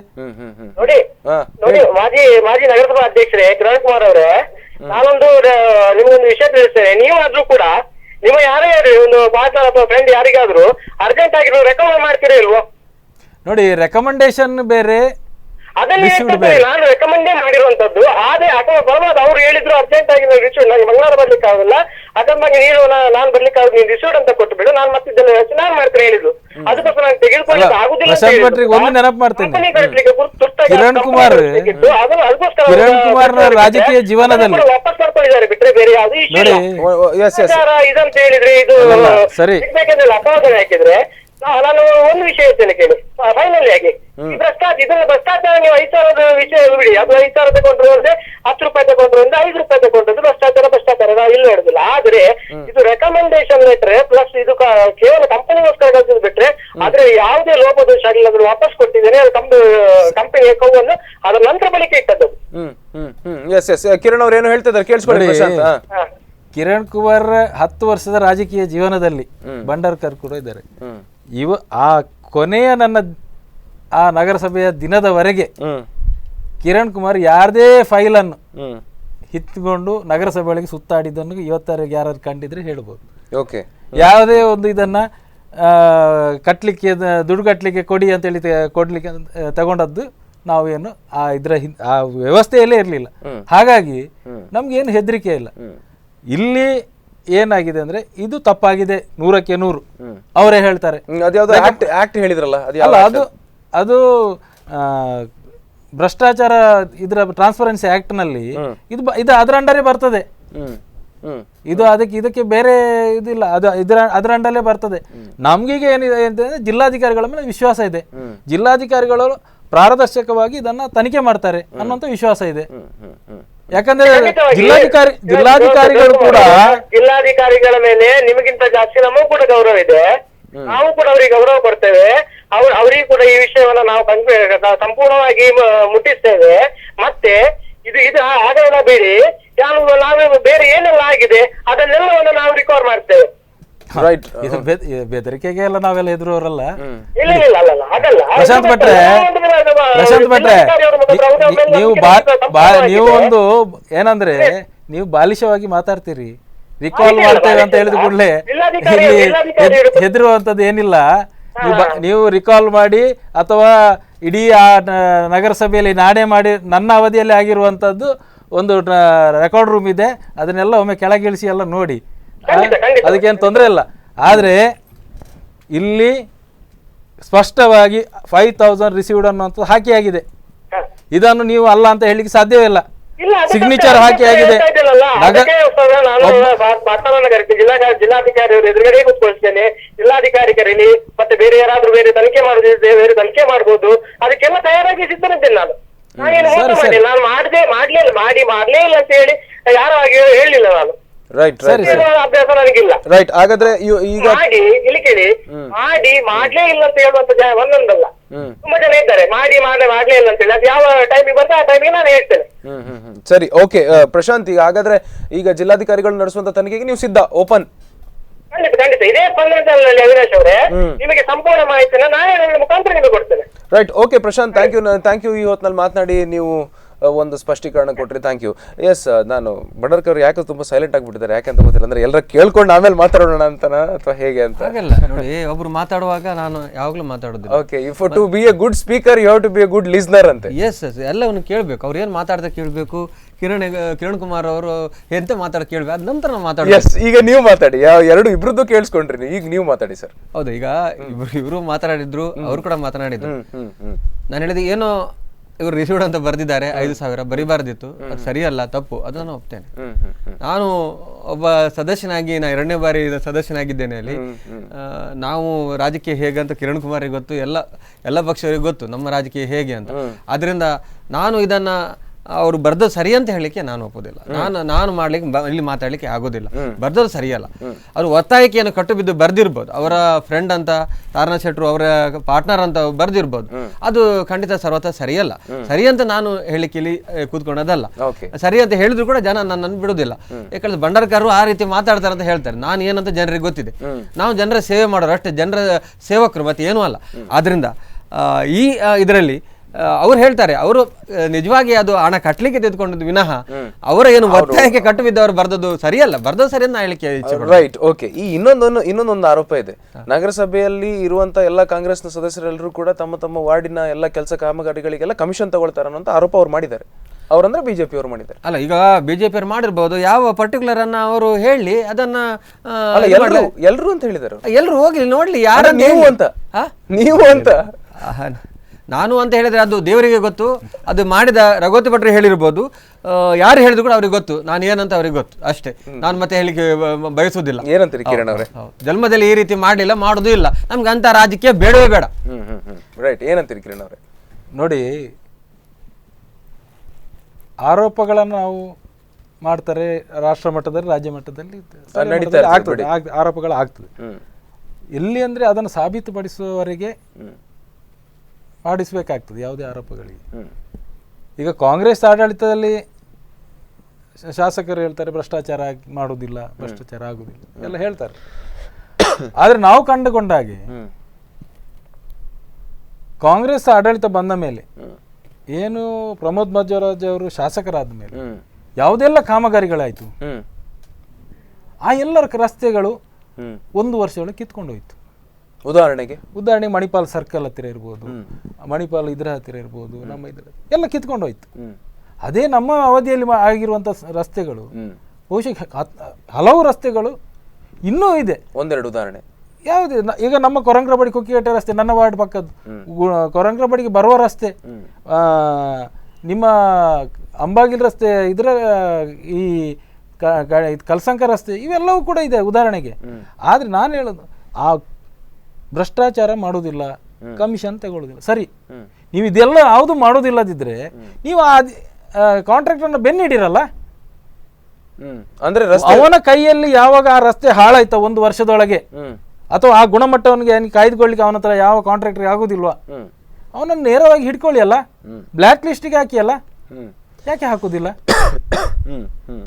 ನೀವು ಅದನ್ನ ಯಾವುದು ಹಾಕದೇ ಇದ್ರೆ ಜನರ ಮನಸ್ಸಲ್ಲಿ, ನೋಡಿ, ಇದು ಬಿಜೆಪಿ ಅವರ ಮನಸ್ಸಲ್ಲಿ ಬರ್ತದೆ ಅನ್ನುವಂಥದ್ದಲ್ಲ, ಇದು ಜನರ ಮನಸ್ಸಲ್ಲಿ ಬರುವಂಥದ್ದು. ಜನರ ಮನಸ್ಸಲ್ಲಿ ಈ ರೀತಿ ಆಗಿದೆ, ಇದರಲ್ಲಿ ಭ್ರಷ್ಟಾಚಾರ ಆಗಿದೆಯೋ ಏನೋ ಅಂತ ಒಂದು ಸಂಶಯ ಮೂಡ್ತದೆ. ಇವತ್ತು ನಾವು ಒಂದು ಪಕ್ಷದ ಪ್ರತಿನಿಧಿಗಳಾಗಿ ನಾವು ಜನರ ಭಾವನೆಯನ್ನೇ ಮಾತಾಡಬೇಕೇ ಹೊರತು ನನ್ನ ಭಾವನೆಯನ್ನು ಮಾತಾಡೋದಲ್ಲ. ಇಲ್ಲಿ ಜನರಿಂದ ಏನು ಕೇಳ್ತೇವೆ ನಾವು ಅದನ್ನು ನಾವು ಇಲ್ಲಿ ಹೇಳ್ತೇವೆ. ಹಾಗಾಗಿ ಇವತ್ತು ಏನಾಗಿದೆ ಅಂದರೆ, ಒಂದು ರೀತಿಯಲ್ಲಿ ಇವೆಲ್ಲ ವ್ಯವಸ್ಥೆಗಳು ಇವತ್ತು ನಗರಸಭೆಗೆ ಹೋದ್ರೆ ಏನು ಕೆಲಸ ಆಗುದಿಲ್ಲ, ನಗರಸಭೆ ಉಂಟಾ ಇಲ್ವಾ ಅಂತೇಳಿ ನನಗೆ ಅನುಮಾನ ಆಗ್ತದೆ ಅನ್ನುವಂಥದ್ದು, ಇವೆಲ್ಲವೂ ಕೂಡ ಜನರ ಮಧ್ಯೆಯಲ್ಲಿ ಮಾತಾಡ್ತಾ ಇದ್ದಾರೆ. ಯಾಕಪ್ಪ ನಮ್ಗೆ ಈ ಕಾಂಗ್ರೆಸ್ ಆಡಳಿತ ಬಂತು ಅಂತೇಳಿ ಜನ ಮಾತಾಡ್ತಾರೆ. ಈ ರೀತಿಯ ಒಂದು ಅವಸ್ಥೆ. ಕಳೆದ ಕೆಲವು ಸಮಯದಿಂದ ಸ್ಟ್ರೀಟ್ ಲೈಟೇ ಸರಿ ಇಲ್ಲ. ಒಂದು ರೀತಿಯಲ್ಲಿ ಉಡುಪಿಯನ್ನು ಸಾಧಾರಣ ಮಟ್ಟಿಗೆ ಕತ್ತಲಲ್ಲೇ ಇಟ್ಟಾಗಿತ್ತು. ಆ ಯಾವ ಪುಣ್ಯಾತ್ಮ ಕಾಂಟ್ರಾಕ್ಟರ್ ಏನ ಒಂದು ಸ್ಟ್ರೀಟ್ ಲೈಟ್ ಹೋದ್ರೆ ತಿಂಗಳುಗಟ್ಟಲೆ ಬರ್ತಾ ಇಲ್ಲ. ಅದರ ನಡುವಲ್ಲಿ ಇವರು ವ್ಯವಸ್ಥೆಯನ್ನು ಬದಲಾವಣೆ ಮಾಡಿದ್ರು. ಸೋಡಿಯಂಗೊಬ್ಬ, ಟ್ಯೂಬ್ಲೈಟಿಗೊಬ್ಬ, LED-ಗೊಬ್ಬ ಅಂತ ಮಾಡಿದ್ರು. ಅವರನ್ನು ನೋಡಿದ ಅವರನ್ನು ಹುಡುಕುದೇ ಕಷ್ಟ ಆಯ್ತು. ಇದೆಲ್ಲದಕ್ಕೆ ಸ್ಪಷ್ಟೀಕರಣ ಜನಾರ್ದನ್ ಭಂಡಾರ್ಕರ್ ಎಲ್ಲ ಕೇಳಿಸ್ಕೊಂಡಿದ್ದಾರೆ, ಬಹಳ ಪೇಷಂಟ್ಲಿ ಕೇಳಿಸ್ಕೊಂಡಿದ್ದಾರೆ. ಅಲ್ಲ, ಅವ್ರ ಬಗ್ಗೆ ನಮಗೆ ಗೌರವ ಇದೆ. ಅವರು ಭಾಳ ಹಿಂದಿನಿಂದಲೂ ಒಂದು ಪಕ್ಷದಲ್ಲಿದ್ದವರು, ಪಕ್ಷದ ಪರವಾಗಿದ್ದವರು, ಪಕ್ಷದಿಂದ ಅವರಿಗೆ ನಗರಸಭಾ ನಾಮಿನೇಟೆಡ್ ಆಗಿ ಇದ್ದವರು ಎಲ್ಲ ಹತ್ತಿರದಲ್ಲಿ ನೋಡ್ತಾ ಇದ್ದಾರೆ. ಅವ್ರಿಗೆ ಗೊತ್ತಿದೆ ಈ ವ್ಯವಸ್ಥೆ ಯಾಕೆ ಸರಿಯಾಗಲಿಲ್ಲ. ಇವತ್ತಿಗೂ ಕೂಡ ಈ ವ್ಯವಸ್ಥೆಯನ್ನು ಸರಿ ಮಾಡುವಂತ ಅವಕಾಶ ಇತ್ತು ಸರ್. ಒಂದು ಮೇಜರ್ ಪಾಯಿಂಟ್, ಈಗ ಇಷ್ಟು ವರ್ಷ 10 ವರ್ಷದ ರಾಜಕೀಯದಲ್ಲಿ ಇದ್ದುಕೊಂಡು ಕೂಡ ಒಬ್ಬ ಅಧ್ಯಕ್ಷನಾಗಿದ್ದು ಕೂಡ ಒಂದು ಮೇಜರ್ ಪಾಯಿಂಟ್ ಇದನ್ನ ಇವ್ರು ಸರಿ ಮಾಡ್ಲೇಬೇಕಂತ ಹೇಳುವಂತದ್ದು ಒಂದು ಪಾಯಿಂಟ್ ಯಾವ್ದು ಮಾತಾಡೋಣ ನಾವು. ಕುಡಿಯುವ ನೀರಿನ ವ್ಯವಸ್ಥೆ ಕಳೆದ ಬಾರಿಯಷ್ಟು ಉಡುಪಿ ನಗರ ಜನರು ಸುಸ್ತಾದದ್ದು ಯಾವತ್ತೂ ಇಲ್ಲ. ನಾನು ಪದೇ ಪದೇ ಪತ್ರಿಕೆಯಲ್ಲಿ, ಟಿವಿಯಲ್ಲಿ ನಾನು ಪದೇ ಹೇಳ್ತಾ ಇದ್ದೆ, ನೀವು ಸ್ವರ್ಣ ನದಿಯ ಹೂಳನ್ನು ಎತ್ತದೇ ಇದ್ರೆ ನೀರು ಬತ್ತಿ ಹೋಗ್ತದೆ, ನೀರು ಸಿಗುವುದಿಲ್ಲ ಅಂತೇಳಿ. ಯಾಕಂದ್ರೆ ಅದರ ಸ್ವಂತ ಅನುಭವ ಪಡ್ಕೊಂಡು ನಾನು ಅಧ್ಯಕ್ಷನಾಗಿದ್ದುಕೊಂಡು ಎಲ್ಲರ ಹತ್ರ ಕೇಳುವಷ್ಟು ಕೇಳ್ಕೊಂಡೆ. ಆದರೆ ಆ ಅನುಭವವನ್ನು ನಾನು ಇವರಿಗೆ ಪದೇ ಇವರಿಗೆ ಮನವರಿಕೆ ಮಾಡ್ತಾ ಇದ್ದೆ, ಹೇಳ್ತಾ ಇದ್ದೆ, ಪತ್ರಿಕೆಯಲ್ಲಿ ಹೇಳ್ತಾ ಇದ್ದೆ. ಆದರೆ ಅದನ್ನು ಯಾವುದನ್ನು ಕೇಳಲಿಲ್ಲ. ರೈಟ್, ಓಕೆ ಕಿರಣ್ ಅವರು, ಈಗ ಒಂದು ಬ್ರೇಕ್ ತಗೊಳ್ಳೋಣ. ವೀಕ್ಷಕರೇ ನೋಡ್ತಾ ಇದ್ರಿ ಕಮಿಷನ್, ನಗರಸಭೆ, ನಮ್ಗೆ ಗೊತ್ತಿಲ್ಲ, ಕ್ವೆಶ್ಚನ್ ಮಾರ್ಕ್, ಅದು ಬಿಜೆಪಿ ಅವರು ಹೇಳ್ತಾ ಇರುವಂಥದ್ದು. ಅದಕ್ಕೆಲ್ಲದಕ್ಕೂ ಸ್ಪಷ್ಟೀಕರಣ ಇಲ್ಲಿ ನಡೀತಾ ಇದೆ. ಒಂದು ಚರ್ಚೆ, ಒಂದು ಸಣ್ಣ ಬ್ರೇಕ್, ನಂತರ ಕಾರ್ಯಕ್ರಮ ಮತ್ತೆ ಮುಂದುವರಿತದೆ.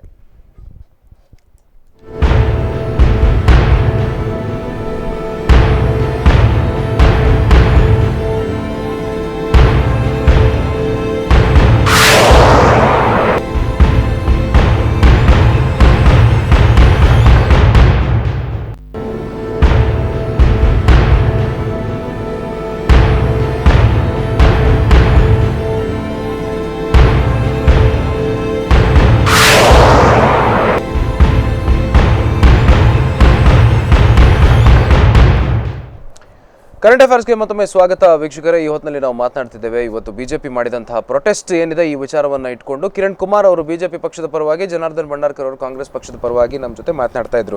ಸರ್, ಈಗ ಏನು ವಿಷಯ ನಗರಸಭೆ ಕಮಿಷನ್ ವಿಚಾರವಾಗಿ ಏನು ಮೇನ್ ಮಾತಾಡಬೇಕಾಗಿತ್ತು ಅದು ಆಯಿತು. ಪ್ರಶಾಂತ್ ಭಟ್ರು ಕೂಡ ಕ್ಲಾರಿಫಿಕೇಶನ್ ಅನ್ನು ಕೊಟ್ಟರು, ಕಿರಣ್ ಕುಮಾರ್ ಅವರು ಪಕ್ಷದ ಪರವಾಗಿ ಕೊಟ್ಟರು, ಅವ್ರದ್ದು ಏನು ಉದ್ದೇಶ ಇತ್ತು DC ಅವ್ರಿಗೆ ಕೊಟ್ಟಿದ್ದೆಲ್ಲ ಆಯಿತು. ಈಗ ಅವ್ರು ಹೇಳಿದ ಪಾಯಿಂಟ್ ಬಗ್ಗೆ ನಾವು ಮಾತನಾಡೋಣ. ಯಾಕಪ್ಪ ಕಾಂಗ್ರೆಸ್ ಬಂದಿದೆ ಅಂತ ಜನ ಮಾತಾಡ್ಕೊಳ್ತಾ ಇದ್ದಾರಂತೆ, ಕೆಲಸ ಕರೆಕ್ಟಾಗಿ ಆಗ್ತಾ ಇಲ್ಲ ಅಂತೆ, ಸ್ಟ್ರೀಟ್ ಲೈಟ್ ನಿಮ್ದು ಸರಿ ಇಲ್ಲ, ಕುಡಿಯುವ ನೀರಿನ ದೊಡ್ಡ ಮಿಸ್ಮ್ಯಾನೇಜ್ಮೆಂಟ್ ಆಗಿದೆ ಅಂತೆ ಸರ್. ಜನರಿಗೆ ಯಾಕಪ್ಪ ಅಂತ ಆದದ್ದು ಅದು ಊಹೆ ಇರ್ಬೋದು ಅವರದ್ದು, ಹಾಗೇನಾಗಲಿಲ್ಲ. ಎಲ್ಲ ರೀತಿಯಲ್ಲಿ ಕೂಡ ನಾವು ಕೆಲಸ ಕಾರ್ಯ ಮಾಡ್ತೇವೆ. ಇವತ್ತು ಅವ್ರು ಹೇಳಿದರು ಮಣಿಪಾಲ ಸರ್ಕಲಲ್ಲಿ ಆ ರಸ್ತೆ ಸರಿ ಇರಲಿಲ್ಲ ಅಂತ. ಆ ರಸ್ತೆ ಸರಿ ಇಲ್ಲದಿದ್ದಾಗ ಅದೇ ಉದಯ್ ಕುಮಾರ್ ಶೆಟ್ಟಿ ಗುತ್ತಿಗೆದಾರು ಅವರಿಂದ ಆ ರಸ್ತೆಯನ್ನು ಪುನರಪಿ ಮಾಡಿದ್ದೇವೆ. ಅದನ್ನು ನೆನಪಿಗೆ ತರಲಿಕ್ಕೆ ನಾನು ಬಯಸ್ತಾ ಇದ್ದೇನೆ. ಒಂದದು. ಇನ್ನು ಸರ್ಕಲ್ನಲ್ಲಿ ಸರ್ಕಲ್ನ ಆಚೆ ಇರ್ಬೋದು, ಈಗ ಬಸ್ ಸ್ಟ್ಯಾಂಡ್ ಇರುವ ಜಾಗ ಇರ್ಬೋದು ಮಣಿಪಾಲ, ಅದು ನಮಗೆ ಸೇರಿದಲ್ಲ, ಅದು 169A ಹೈವೇಗೆ ಸೇರಿದ್ದು. ಹೈವೇರು ಮಾಡ್ಬೇಕದ, ಹೈವೇಯವರು ಅದನ್ನು ಮಾಡ್ಬೇಕು, ನಾವು ಮಾಡೋದಲ್ಲ, ಅದನ್ನು ಅವ್ರು ಮಾಡಬೇಕಾಗಿದೆ. ಮತ್ತೆ ಇವ್ರು ಹೇಳಿದ್ರು ನಮ್ಮ ರಸ್ತೆಗಳೆಲ್ಲ ಯಾವುದೇ ಹೊಂಡ ಬೀಳಿಲ್ಲ ಅಂತ. ನಗರೋತ್ಥಾನದ ಪ್ರಥಮ ಹಂತದ ಕಾರ್ಯಕ್ರಮ ಇರ್ಬೋದು, ಅದು ಅಂಬಾಗಿಲಿನಿಂದ ಇಲ್ಲಿ ನಿಟ್ಟೂರು ಹೈಸ್ಕೂಲ್ ತನಕ ಇರ್ಬೋದು. ಅದು ಪ್ರತಿ ವರ್ಷ ಹೊಂಡ ಬೀಳ್ತಿದೆ. ಒಂದು 4 ದಿವಸಗಳ ಹಿಂದೆ ಕಾಂಟ್ರಾಕ್ಟ್ನವರ ಹಿಂದೆ ತಾಗಿ ಅದಕ್ಕೆ ಹಾಕಿದ್ದೇವೆ, ಪ್ಯಾಚ್ ಮಾಡಿದ್ದೇವೆ. ವರ್ಷ ಅದನ್ನು ಪ್ಯಾಚ್ ಮಾಡಿದೆ. ಅದು ಉತ್ತಮ ಕೆಲಸ ಮಾಡಿದ್ದಾರೆ ಬಿಜೆಪಿ ಇರುವಾಗ. ಅದೇ ನಗರೋತ್ಥಾನ ಫಸ್ಟ್, ನಗರೋತ್ಥಾನ 2ರಲ್ಲಿ ಹಾಗೆ, ಅದರಲ್ಲಿ ಕೂಡ ಅಲ್ಲಲ್ಲಿ ಹೊಂಡಗಳು ಬಿದ್ದು ಬೇಕಾದಷ್ಟೇ. ಹೊಂಡ ಬೀಳುದು ಅದು ಯಾರಿದ್ರು ಕೂಡ ಹೊಂಡ ಬೀಳ್ತಾರೆ. ಮಳೆ ಜಾಸ್ತಿ ಆದ್ರೆ ಹೊಂಡ ಬೀಳ್ತದೆ. ಫೇವರ್ ಫಿನಿಶ್ ರಸ್ತೆಗೆ ಎಲ್ಲಿಯೋ ಬೀಳದಿರಬಹುದು, ಕೆಲವು ರಸ್ತೆಗಳಲ್ಲಿ ಕೂಡ ಅದ್ದಲ್ಲಿ ಕೂಡ ಬೀಳ್ತದೆ. ಮತ್ತೆ ಎಲ್ಲಿಯೂ ಜಲ್ಲಿಗಳ ಇದು ಸಾಂದ್ರತೆ ಕಮ್ಮಿ ಇದ್ದಲ್ಲಿ, ಅದು ಟೊಳ್ಳಿದ್ದಲ್ಲಿ ಅಥವಾ ಹೆಚ್ಚಿನ ವೆಹಿಕಲ್ಗಳು ಹೋಗಿ ಕೆಲವೊಮ್ಮೆ ಹೊಂಡ ಬೀಳುದು ಸರ್ವೇ ಸಾಮಾನ್ಯ. ಇದು ಬಿಜೆಪಿ ಇದ್ರು ಬೀಳ್ತಾರೆ ಹೊಂಡಗಳು, ಕಾಂಗ್ರೆಸ್ ಇದ್ರು ಬೀಳ್ತಾರೆ ಅಂತ ಹೇಳಿಕೆ ಇಷ್ಟಪಡ್ತಾರೆ. ಇನ್ನೊಂದು ಅವ್ರು ಹೇಳಿದ್ರು ನೀರಿನ ಬಗ್ಗೆ. ಇವತ್ತು ನೀರಿನ ಬಗ್ಗೆ ಏನ್ ಹೇಳಿದ್ರೆ, ನಾವು ಸುಲಲಿತವಾಗಿ ನೀರನ್ನ ಮಾರ್ಚ್ ತಿಂಗಳಂದೇ ದಿನ ಬಿಟ್ಟು ದಿನ ಕೊಡುವ ಮೂಲಕ ಜನರಿಗೆ ಅದ್ರ ಬಗ್ಗೆ ಜಾಗೃತಿ ಮೂಡಿಸುವ ಅಷ್ಟೇ ಅಲ್ಲ, ನಾನು ಕಳೆದ 3 ವರ್ಷಗಳಿಂದ ಎಲ್ಲಿ ಆ ಭಾಗದಲ್ಲಿ ತಿರುಗಿ ಯಾವ ಸಮಯದಲ್ಲಿ ಎಷ್ಟು ನೀರಿನ ಸಾಂದ್ರತೆ ಇದೆ ಬಜೆಯಲ್ಲಿ, ಯಾವಾಗ ಇಲ್ಲ, ಅದನ್ನ ಒಂದು ಸಮಿತಿ ಮಾಡಿ ನಾವು ಅದನ್ನು ಕೂಲಂಕುಷವಾಗಿ ಪರಿಶೀಲಿಸಿಕೊಂಡೇ ನಾವು ಕಾರ್ಯಾಚರಣೆಗೆ ಇಳಿಸಿದ್ದೇವೆ. ಮತ್ತು ಇವರು ಹೇಳಿದರು ಏನು ಇವತ್ತು ಹೂಳು ತೆಗಲಿಲ್ಲ ಅಂತ. ಈಗ ಏನು ಹೇಳಿದರೆ ಅಲ್ಲಿ ತೋರ್ತದೆ ಇರುವುದೆಲ್ಲ ಹೊಯ್ಗೆ ಹಾಗೂ ಬೋರು ಕಲ್ಲು ತೋರ್ತದೆ. ನಮಗೆ ಕಾನೂನು ಪ್ರಕಾರ ಇದರಲ್ಲಿ ಯಾವುದು JCB ತೆಗಲಿಕ್ಕಿಲ್ಲ, JCB ಹೊಯ್ಗೆ ಅಂತ ತೆಗಲಿಕ್ಕಿಲ್ಲ. ಜಿಲ್ಲಾಧಿಕಾರಿ ಹೇಳ್ತಾರೆ ಬೋರ್ ಕಲ್ಲಿಗೂ ರೇಟ್ ಉಂಟು, ನಿಮಗೆ ಗೊತ್ತಿಲ್ಲ, ಎಲ್ಲಿ ಕಲ್ಲಿ ಇದು ಹೊಯ್ಗೆಗೂ ರೇಟ್ ಉಂಟು. ಅದು ಹೊಯ್ಗೆ ಹೇಳಿದರೆ ಅದು ಸುಮಾರದಲ್ಲಿ 40% ಕೂಡ ಹೊಯ್ಗೆ ಅವರಿಗೆ ಯಾರು ತೆಗೆದುಕೊಂಡು ಸಿಗುವುದಿಲ್ಲ ಅವರಿಗೆ. ಆದರೂ ಕೂಡ ಅದಕ್ಕೆ ತಡೆ ಇದೆ, ಅದಕ್ಕೆ ಅದು ಕಾನೂನು ಅದು ನ್ಯಾಯಾಲಯದ ತಡೆ ಇದೆ. ಆದ್ರಿಂದ JCB ತೆಗಲಿಕ್ಕೆ ಬರುವುದಿಲ್ಲ, ಸಿಲ್ಟ್ ಮಾತ್ರ ತೆಗಲಿಕ್ಕೆ ಬರ್ತದೆ. ಸಿಲ್ಟನ್ನು ನಾವೀಗ ಡಿಸೆಂಬರ್ ಮತ್ತು ಜನವರಿ ತಿಂಗಳಲ್ಲಿ ಸಿಲ್ಟನ್ನು ತೆಗಲಿಕ್ಕೆ ಈಗಾಗಲೇ ಜಿಲ್ಲಾಧಿಕಾರಿಗಳನ್ನು ಬರೆದುಕೊಂಡಿದೆ, ಅವರು ಪರವಾನಗಿ ಕೊಡುತ್ತೆ ಅಂತ ಹೇಳಿದ್ದಾರೆ. ಆದ್ದರಿಂದ ನಾವು ಅದನ್ನು ಮುಂದಿನ ದಿನಗಳಲ್ಲಿ ಮಾಡಿ ಬರುವ ಸಲ ಇವರು ಹೇಳಿದರು ಜನ ಸಾಕಾಗಿದೆ ಅಂತ. ಇವರ ಆಡಳಿತ ಇರುವಾಗ ನನಗೆ ಗೊತ್ತಲ್ಲ, ನಾನು ಪ್ರಥಮವಾಗಿ 2003-4ರಲ್ಲಿ 2003ರಲ್ಲಿ ನಾನು ನಗರಸಭಾ ಸದಸ್ಯನಾಗಿದೆ. ಆಗ ಡಾಕ್ಟರ್ VS ಆಚಾರ್ಯ MLC ಆಗಿದ್ರು. ಅವರ ಕಾರಲ್ಲಿ ಕುಳಿತುಕೊಂಡು ಅವ್ರು ಕರ್ಕೊಂಡು ಹೋಗಿದ್ದಾರೆ ನಮ್ಮನ್ನು. ನಾನು ಹೋಗಿದ್ದೆ ಅವರ ಕಾರಲ್ಲಿ ಕುಳಿತು, ನಂಗೆ ಇವತ್ತಿಗೆ ನೆನಪುಂಟು. ಮಳೆ ಕೊಯ್ಲಿನ ಬಗ್ಗೆ ಡಾಕ್ಟರ್ VS ಆಚಾರ್ಯ ಒಟ್ಟಿಗೆ ನಾವು ಮಾತನಾಡಿದೆ. ಮಳೆ ಕೊಯ್ಲಿನ ಬಗ್ಗೆ ಮಾತಾಡಿದ ಬಗ್ಗೆ ಹೇಳ್ತೇನೆ. ನಾನು ಟೈಮ್ಸ್ ಆಫ್ ಇಂಡಿಯಾದಲ್ಲಿ ನನ್ನದು ಒಂದು ಲೇಖನ ಬಂದಿತ್ತು. ಅದು 2004 ಖಂಡಿತ 2004ರಲ್ಲಿ ನಾನು ನನ್ನ ಮನೆ ಜಾಗ ಪರ್ಚೇಸ್ ಮಾಡಿ ನಾವು ನಮ್ಮ ಮನೆ ಕಟ್ತಾ ಇರೋ ಸಂದರ್ಭ. ನಾನು ಏನು ಹೇಳಿದೆ ಟೈಮ್ಸ್ ಆಫ್ ಇಂಡಿಯಾ ಏನು ಬಂತ ಹೇಳಿದರೆ, ನಾನು ಸುರಿಗೆ ಹೊಂಡ ತೆಗೆದಿದ್ದೆ ಮತ್ತು ಇದು ಬಾವಿ ಮಾಡಿದ್ದೆ. ಬಾವಿಯಲ್ಲಿ ಆ ಹೊಂಡ ತೆಗೆದಿದ್ದರಿಂದ ನೆಕ್ಸ್ಟ್ ವರ್ಷ ನೀರು ಜಾಸ್ತಿ ಆಯಿತು. ಆ ಬಗ್ಗೆ ನನ್ನ ಒಂದು ಹೇಳಿಕೆ ಬಂದಿತ್ತು. ಮರುದಿವಸವೇ ಇದು ಕಾಕತಾಳೀಯದಿಂದ ಅವರ ಕಾರಲ್ಲಿ ಕೂತ್ಕೊಳಿಸಿ ಈ ಬಗ್ಗೆ ಮೊಳೆಕೊಯ್ಲು ಇಲ್ಲಿ ಉಡುಪಿ ಮತ್ತು ದಕ್ಷಿಣ ಕನ್ನಡ ಜಿಲ್ಲೆಗೆ ಆಗುವುದಿಲ್ಲ, ಅದು ನೀರಿನ ಸಾಂದ್ರತೆ, ನೀರಿನ ಏನು ಜಲದ ಬುಗ್ಗೆ ಇರುವುದಲ್ವಾ, ಒಂದು ಕಡೆಯಿಂದ ಇನ್ನೊಂದು ಕಡೆ ಚಲನೆ ಆಗ್ತದೆ ಎಂಬ ಮಾತನ್ನು ಅವರು ಹಿರಿಯರು ಹೇಳಿದರು. ಆಗ ನಾವು ಅಲ್ಲಿಗೆ ಹೋಗಿದಾಗ ಬರಿದಾಗಿತ್ತು, ಎಲ್ಲಿಯೋ ಸ್ವಲ್ಪ ನೀರಿತ್ತು. ಯಾವುದು ಅಲ್ಲಿ ನಡ್ಕೊಂಡು ಹೋಗಿದೆ, ಏನು ಬ್ರಿಡ್ಜ್ ಇದೆ ಬಜೆಯಲ್ಲಿ, ಅಲ್ಲಿ ನಡ್ಕೊಂಡು ಹೋಗಿದೆ. ಆಗೋಡಾಗಿದೆ. ಮತ್ತೆ ಇವರು ಅಧ್ಯಕ್ಷರಾಗಿದ್ದ ಕೂಡ 2-3 ದಿವಸಕ್ಕೆ ಒಂದು ನೀರು ಕೊಟ್ಟದ್ದು ಇದೆ. ಅದೆಲ್ಲ ಈ ಮಳೆಯ ಏನು ಸಾಂದ್ರತೆಯನ್ನು ನೋಡಿ, ಪ್ರಮಾಣ ನೋಡಿ ಮಾಡಿ. ಇವತ್ತು ನಾವು ಜನರಿಗೆ ಇಲ್ಲದ್ರೂ ಕೂಡ ಅವರಿಗೆ ನಾವು 35 ವಾರ್ಡ್ಗಳಲ್ಲಿ ಕೂಡ 35 ಅಧಿಕಾರಿಗಳನ್ನು ಮಾಡಿ, ನಾವು ನಗರ ಸಭೆಯವರು ನಮ್ಮ ಅಧಿಕಾರಿಗಳ ಒಂದು ನೇತೃತ್ವದಲ್ಲಿ, ಎಲ್ಲ ಸದಸ್ಯರ ಒಂದು ನೇತೃತ್ವದಲ್ಲಿ ಎಲ್ಲಿಗೆ ನೀರು ಬೇಕು ಅಲ್ಲಿ ನಾವು ಟ್ಯಾಂಕರ್ಗಳ ನೀರನ್ನು ನೀಡಿದ್ದೇವೆ. ಮತ್ತು ಅಲ್ಲಿ ಬಜೆಯಲ್ಲಿ ಕೂಡ ಎಲ್ಲೆಲ್ಲಿ ಈಗ ಬಂಡಾರಿ ಬೇಟ್ನಲ್ಲಿ ನೀರು ಉಂಟು, ಅಲ್ಲಿ 4 ಪಂಪುಗಳು 110 HP 4 ಪಂಪುಗಳನ್ನು ಇಟ್ಟು ಅಲ್ಲಿ ನೀರನ್ನು ಮುಂದಕ್ಕೆ ಪಾಸ್ ಮಾಡೋ ಮೂಲಕ, ಅದು ನಂತರ ಇಲ್ಲಿರ್ಬೋದು, ಈಗ ಅಲ್ಲಿ ಪುತ್ತಿಗೆ ಮಠದ ಹಿಂಭಾಗದಲ್ಲಿರ್ಬೋದು, ಅಲ್ಲಿಂದ ನೀರು ಬರ್ತದೆ. ಅಲ್ಲಿ ಕೂಡ ಇದು ಕೊನೆಗೆ ಕೂಡ ಮಳೆ ಬರದಿದ್ರು ಕೂಡ 4-5 ದಿವಸಗಳ ನೀರನ್ನು ನಾವು ಇಟ್ಟಿತ್ತು. ಈ ಸಲ ಅದು ಕೂಡ ಮಳೆ ಬಂದದ್ದು ಯಾವಾಗ, ಜೂನ್ 10 ನಂತರ 14-15ಕ್ಕೆ ಬಂದದ್ದು. ಆದರೂ ಕೂಡ ನಾವು 2 ದಿವಸಕ್ಕೆ ಒಮ್ಮೆ ಆಗಲಿ ಅಥವಾ ಮತ್ತು ಎಲ್ಲಿ ನೀರು ಯಾರಿಗೆ ಸಿಗುವುದಿಲ್ಲ ಅವರಿಗೆ ಟ್ಯಾಂಕರ್ನಲ್ಲಿ ಇಲ್ಲ. ಅವರ ನಂಬರನ್ನು ತಗೊಂಡು ಎಷ್ಟೋ ಜನರಿಗೆ ನಾನು ಯಾವುದೇ ಭೇದ ಇಲ್ಲ, ಅವರ ವಾರ್ಡ್ ಇವರ ವಾರ್ಡ್ ಅಂತಲ್ಲ, ಜನರಿಗೆ ನೇರ ಕಾಂಟ್ಯಾಕ್ಟ್ ಇಲ್ಲ. ನಾನು ಹೇಳ್ತಿದ್ದೆ, ನಾನು ಇದರಲ್ಲಿ ಕೂಡ ಹೇಳಿದ್ದೆ, ನನ್ನ ನಂಬರ್ ಕೊಡುಗೆ ಯಾವಾಗಲೂ ಕೊಡ್ತೇನೆ. ನಾವು ಮಾತುಕತೆಗೆ ಕೂತ್ಕೊಂಡಿಕೊಳ್ಳೆ ನನ್ನ ನಂಬರ್ ಕೊಡ್ತೇನೆ, ಯಾವುದೇ ನೀವು ಸಮಸ್ಯೆ ಬರಲಿ ಅಂತ. ಈಗ ಎಲ್ಲೆಲ್ಲಿ ಇರ್ಬೋದು, ಅದು ಒಳಕಾಡು ಇರ್ಬೋದು, ಅದು ಕಾಡುಬೇಟು ಇರ್ಬೋದು, ಅದು ಚಿಟ್ಪಾಡು ಇರ್ಬೋದು, ಬೇಕಾದರೆ ಅವರನ್ನು ನಂಬರ್ಗಳು ನಂತರ ಇದೆ, ಸಂಪರ್ಕ ಮಾಡ್ಬೋದು. ಯಾರಿಗೆ 2-3 ತಿಂಗಳು ನೀರೇ ಬರೋದಿಲ್ಲ ಅವರಿಗೂ ಕೂಡ 2 ದಿವಸಕ್ಕೆ ಒಂದು ಸಲ ಅವರ ಟ್ಯಾಂಕರಿಂದ ಅವರ ಮನೆಗೆ ಹಾಕುವ ವ್ಯವಸ್ಥೆ ಮಾಡಿದೆ. ನೀರು ಕಾಲೇಜ್ಗಳಿಗೆ ಫೋನ್ ಮಾಡಿ ಕಳಿಸೋದು ಅಷ್ಟು ಮಾಡಿದೆ. ಇಷ್ಟು ನನಗೆ ಯಾರೂ ಮಾಡಲಿಲ್ಲ. ಅಷ್ಟು ಕೆಲಸಗಳನ್ನು ನಾವು ಮಾಡಿಕೊಡೋದು ಕೇಳಿಸ್ಕೊಳ್ಳೋದು ಸರಿಯಲ್ಲ. ಇನ್ನೂ ಅವರು ಕರೆಂಟ್ ಇದು ಹೇಳಿದ್ರು, ವಿದ್ಯುತ್ ಹೇಳಿದರೆ ಈ ಸಲ ನಾವೇನು ಹೊಸಬ್ರನ್ನು ಮಾಡಬೇಕಂತ ಮಾಡಿದಲ್ಲ. ಕರ್ನಾಟಕ ಪಾರದರ್ಶಕ ಕಾಯ್ದೆ ಏನು ಹೇಳ್ತದೆ, 5 ಲಕ್ಷ ರೂಪಾಯಿಗಿಂತ ಹೆಚ್ಚಿನ ಏನು ಕಾಮಗಾರಿ ಇದೆ ಅದು ಈ ಟೆಂಡರ್ ಈ ಪ್ರೊಕ್ಯೂರ್ಮೆಂಟ್ ಮೂಲಕ ನಾವು ಅದನ್ನು ಘೋಷಣೆ ಮಾಡಬೇಕು. ಯಾವುದು ವೆಬ್ಸೈಟ್ನಲ್ಲಿ ಅದನ್ನು ಮಾಹಿತಿಗಳನ್ನು ಹಾಕಬೇಕು. ವೆಬ್ಸೈಟ್ನಲ್ಲಿ ಯಾರಿಗೆ ಅರ್ಹತೆ ಇದೆ, ಯಾವ ಕಾಂಟ್ರಾಕ್ಟ್ಗೆ ಅರ್ಹತೆ ಇದೆ, ಅವನಿಗೆ ಎಲ್ಲಿಯೂ ಭಾರತದ ಯಾವುದೇ ಮೂಲೆಯಲ್ಲಿದ್ದು ಅವನಿಗೆ ಹಾಕಲಿಕ್ಕೆ ಹಕ್ಕಿದೆ. ಆದ್ದರಿಂದ ಆ ಹಕ್ಕಿನ ಪ್ರಕಾರ ಇವರು 28% ಕಮ್ಮಿಗೆ ಹಾಕಿದ್ದಾರೆ. ಟೆಂಡರಲ್ಲಿ ಸರ್ಕಾರದ್ದು ಯಾರು ಕಮ್ಮಿಗೆ ಆಗ್ತದೆ ಅವರಿಗೆ ಸಿಕ್ಕಿದ್ದು. ಅದೇ ಈ ಹಿಂದೆ ಇದ್ದವರು ಜಾಸ್ತಿಗೆ ಹಾಕಿದ್ದಾರೆ, 25-30% ಜಾಸ್ತಿ ಹಾಕಿದ್ದಾರೆ. ಅದು ತುಲನೆ ಮಾಡಿ ಎಷ್ಟು ಕಮ್ಮಿ ಆಯ್ತು ಅಂತ ಅದು ಕೂಡ ಹೇಳಬೇಕು. ಆದರೆ ಹೊಸಬ್ರಾದ್ರಿಂದ ಇದಕ್ಕೆ ಯಾರೋದು ಬೆಂಗಳೂರಿನವರು ಕುಸುಮ್ ಇಲೆಕ್ಟ್ರಿಕಲ್ಸ್ ಅಂತ ಅವರು ವಹಿಸ್ಕೊಂಡಿದ್ರು. ಅವರು ಹೊಸಬ್ರಾದ್ರಿಂದ ಅವರು ಇಲ್ಲಿ ಯಾರಿಗೋ ಇಲ್ಲಿ ಬೇರೆ ಅವರಿಗೆ ಜನವನ್ನು ಡಿರೆಕ್ಟ್ ಮಾಡಿದರು.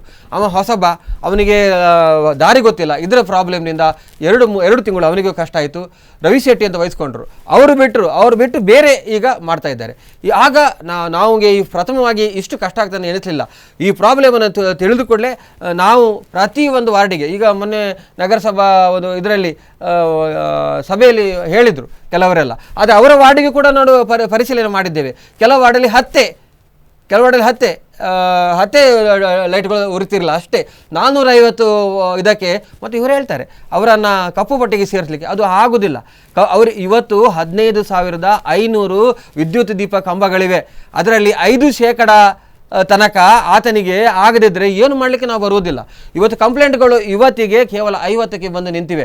ಇವತ್ತು ಜನಹಿತದಲ್ಲಿ ಕಂಪ್ಲೇಂಟ್ ಕೊಡಿರ್ಬೋದು, ಅಷ್ಟೇ ಅಲ್ಲ ಜನಹಿತದಲ್ಲಿ ಕೊಡ್ಲಿಕ್ಕೆ ಆಗುದಿಲ್ಲ. ಜನ ಹೇಳಿಕೆ ಬಂದರು, ಟ್ವಿಟರಲ್ಲಿ ಕೊಡ್ಬೋದು, ವಾಟ್ಸಪ್ಪಲ್ಲಿ ಕೊಡ್ಬೋದು, ಮೆಸೇಜ್ ಮಾಡ್ಬೋದು, ಫೋನ್ ಮಾಡ್ಬೋದು, ಬರೆದು ಕೊಡ್ಬೋದು, ಎಂಥರು ಮಾಡಿದ್ರು ಕೂಡ ನಾವೇನು ಮಾಡಿದ್ದು, ನಾವು ಗಲಾಟೆ ಮಾಡಿದೆ. ಅಲ್ಲಿ ಕಮಿಷನರ್ ಹತ್ರ ನಾವು ಗಲಾಟೆ ಮಾಡಿ ಯಾರು ಕಾಂಟ್ರಾಕ್ಟ್ ಇದೆ ಅವರಿಂದಲೇ ಒಂದು ಕಂಪ್ಯೂಟರ್ ಹಾಕಿಸಿ ಆ ಕಂಪ್ಯೂಟರಲ್ಲಿ ಆ ಲೇಡಿ ಹತ್ರ ತೆಗೆದುಕೊಳ್ಳುವ, ಯಾರು ಕೊಟ್ಟರು ಕೊಡು, ಫೋನಲ್ಲಿ ತೆಗೆದುಕೊಂಡು ಇವತ್ತಿಗೂ ತೆಗೆದುಕೊಳ್ತಾರೆ. ಇಲ್ಲ ಹೇಳಿ, ಸ್ಟ್ರೀಟ್ ಲೈಟಿನ ಕಂಪ್ಲೇಂಟ್ ಖಂಡಿತ ನಾವು ತಗೊಂಡು ಅಪ್ಲೋಡ್ ಮಾಡ್ತೇವೆ. ಎಲ್ಲಿಗೆ? ಅದು ಜನಹಿತಕ್ಕೆ ಅಪ್ಲೋಡ್ ಮಾಡ್ತೇವೆ. ಅಷ್ಟೇ ಅಲ್ಲ, ಅದೇ ಮಾಹಿತಿಯನ್ನ ನಾವು ಇವರಿಗೆ ಕೊಡ್ತೇವೆ, ಯಾರು ಕಾಂಟ್ರಾಕ್ಟ್ ಕೊಡ್ತೇವೆ. ಇವತ್ತು 50 ಕಂಪ್ಲೇಂಟ್ ಇರೋದು. ಇವತ್ತಿಗೆ ನಾನು ಹೇಳ್ತೇನೆ, ಉಡುಪಿಯಲ್ಲಿ ಯಾವುದೇ ರೀತಿಯ ಕಂಪ್ಲೇಂಟ್ಗಳಿಲ್ಲ, ಧೈರ್ಯವಾಗಿ ಹೇಳ್ತೇನೆ. ನಾವು ನಾರಾಯಣ್ ಕುಂದರ್ ಮತ್ತೆ ನಾನು ಸತ್ಯ ಹೇಳ್ತೇನೆ, ಕಳೆದ ಏನು ಸಭೆ ಆಯಿತು 31 ಅದರ ನಂತರ ಆದಿತ್ಯವಾರ ರಾತ್ರಿಯೇ ನಾವು ದಿವಸಕ್ಕೆ 2 ಗಂಟೆ ಪ್ರತಿಯೊಂದು ವಾರ್ಡನ್ನು ನಾವು ನೋಡ್ತಾ ಇದ್ದೇವೆ. ಯಾವ ಕಂಪ್ಲೇಂಟ್ ಇದ್ರು ಕೂಡ ಅದು ಕೊಡ್ತಾ ಇದ್ದೆ. ಇವತ್ತು ಹೋಗ್ಲಿಕ್ಕೆ ಆಗಲಿಲ್ಲ ನನಗೆ ಇಲ್ಲಿದ್ರೆ, ಇಲ್ಲಾದ್ರೆ ನಾನು ನನ್ನ ಹೆಂಡತಿ ನನಗೆ ಬೈತಾರೆ, ಮನೆಯೊಳಗೆ ಬರಬೇಡ ಅಂತ ಹೇಳ್ತಾರೆ. 8 ರಿಂದ 10 ಗಂಟೆ ತನಕ ದಿನವೂ ನಾವು 51 ವಾರ್ಡ್, ಯಾವುದು ನಮ್ಮ ವಾರ್ಡ್ ಅಲ್ಲ, ಎಲ್ಲ ನಾವು ಹೋದ 12 ಬಿಜೆಪಿ ಕೌನ್ಸಿಲರ್ ಇದ್ದ ವಾರ್ಡೇ ಹೋದದ್ದು, ಮತ್ತೆ ಯಾವ್ದು ವಾರ್ಡ್ ಹೋಗ್ಲಿಲ್ಲ. ಸ್ಪಷ್ಟವಾದಂತ ಉತ್ತರ ಕೊಟ್ರು, ಎಲ್ಲ ಕೇಳಿಸ್ಕೊಟ್ರೆ ನೀವೇನಂತೀರಿ? ಈಗ ನೋಡಿ, ದಾರಿದೀಪದ ವ್ಯವಸ್ಥೆಯನ್ನ ಕಳೆದ ಮಾಸಿಕ ಸಭೆಯ ನಂತರ ಮಾಡುವಂಥದ್ದಲ್ಲ. ನೀವು ಈ ಟೆಂಡರಲ್ಲಿ ಅವ ಟೆಂಡರ್ ಹಾಕಿದ್ದಾನೆ ಅಂತ ಕೂಡಲೇ ಅವನಿಗೆ ಜವಾಬ್ದಾರಿ ಉಂಟು. 28% ಬಿಲೋ ಹಾಕಿದ ಕೂಡಲೇ ಕೊಟ್ಟರೆ ಏನಾಗ್ತದೆ ಅನ್ನೋದು ಇವತ್ತು ಉದಾಹರಣೆ. ಅದು ಟೆಂಡರ್ ಅಲ್ಲ ಸರ್, ನಿಮಗೆ ಗೊತ್ತು, ನಾನು ಹೇಳ್ಬೇಕಂತ. ಹೌದು, ಆದರೆ ಜನ ಆಕ್ರೋಶಭರಿತರಾಗಿದ್ದರು. ಪತ್ರಿಕೆಯಲ್ಲಿ ನಿರಂತರವಾಗಿ ಬರ್ತಾ ಇತ್ತು. ನಾನು ಆಗಲೇ ಹೇಳಿದೆ, ಬಿಜೆಪಿಯ ಪ್ರತಿನಿಧಿಯಾಗಿ ಮಾತಾಡುವಂಥದ್ದಲ್ಲ ನಾವು ಜನ ಮಾತಾಡಿದ್ದನ್ನು ನಾವು ಮಾತಾಡೋದು, ಮೀಡಿಯಾ ಕೂಡ ಜನ ಮಾತಾಡಿದ್ದನ್ನೇ ಮೀಡಿಯಾ ಕೂಡ ಮಾತಾಡೋದು.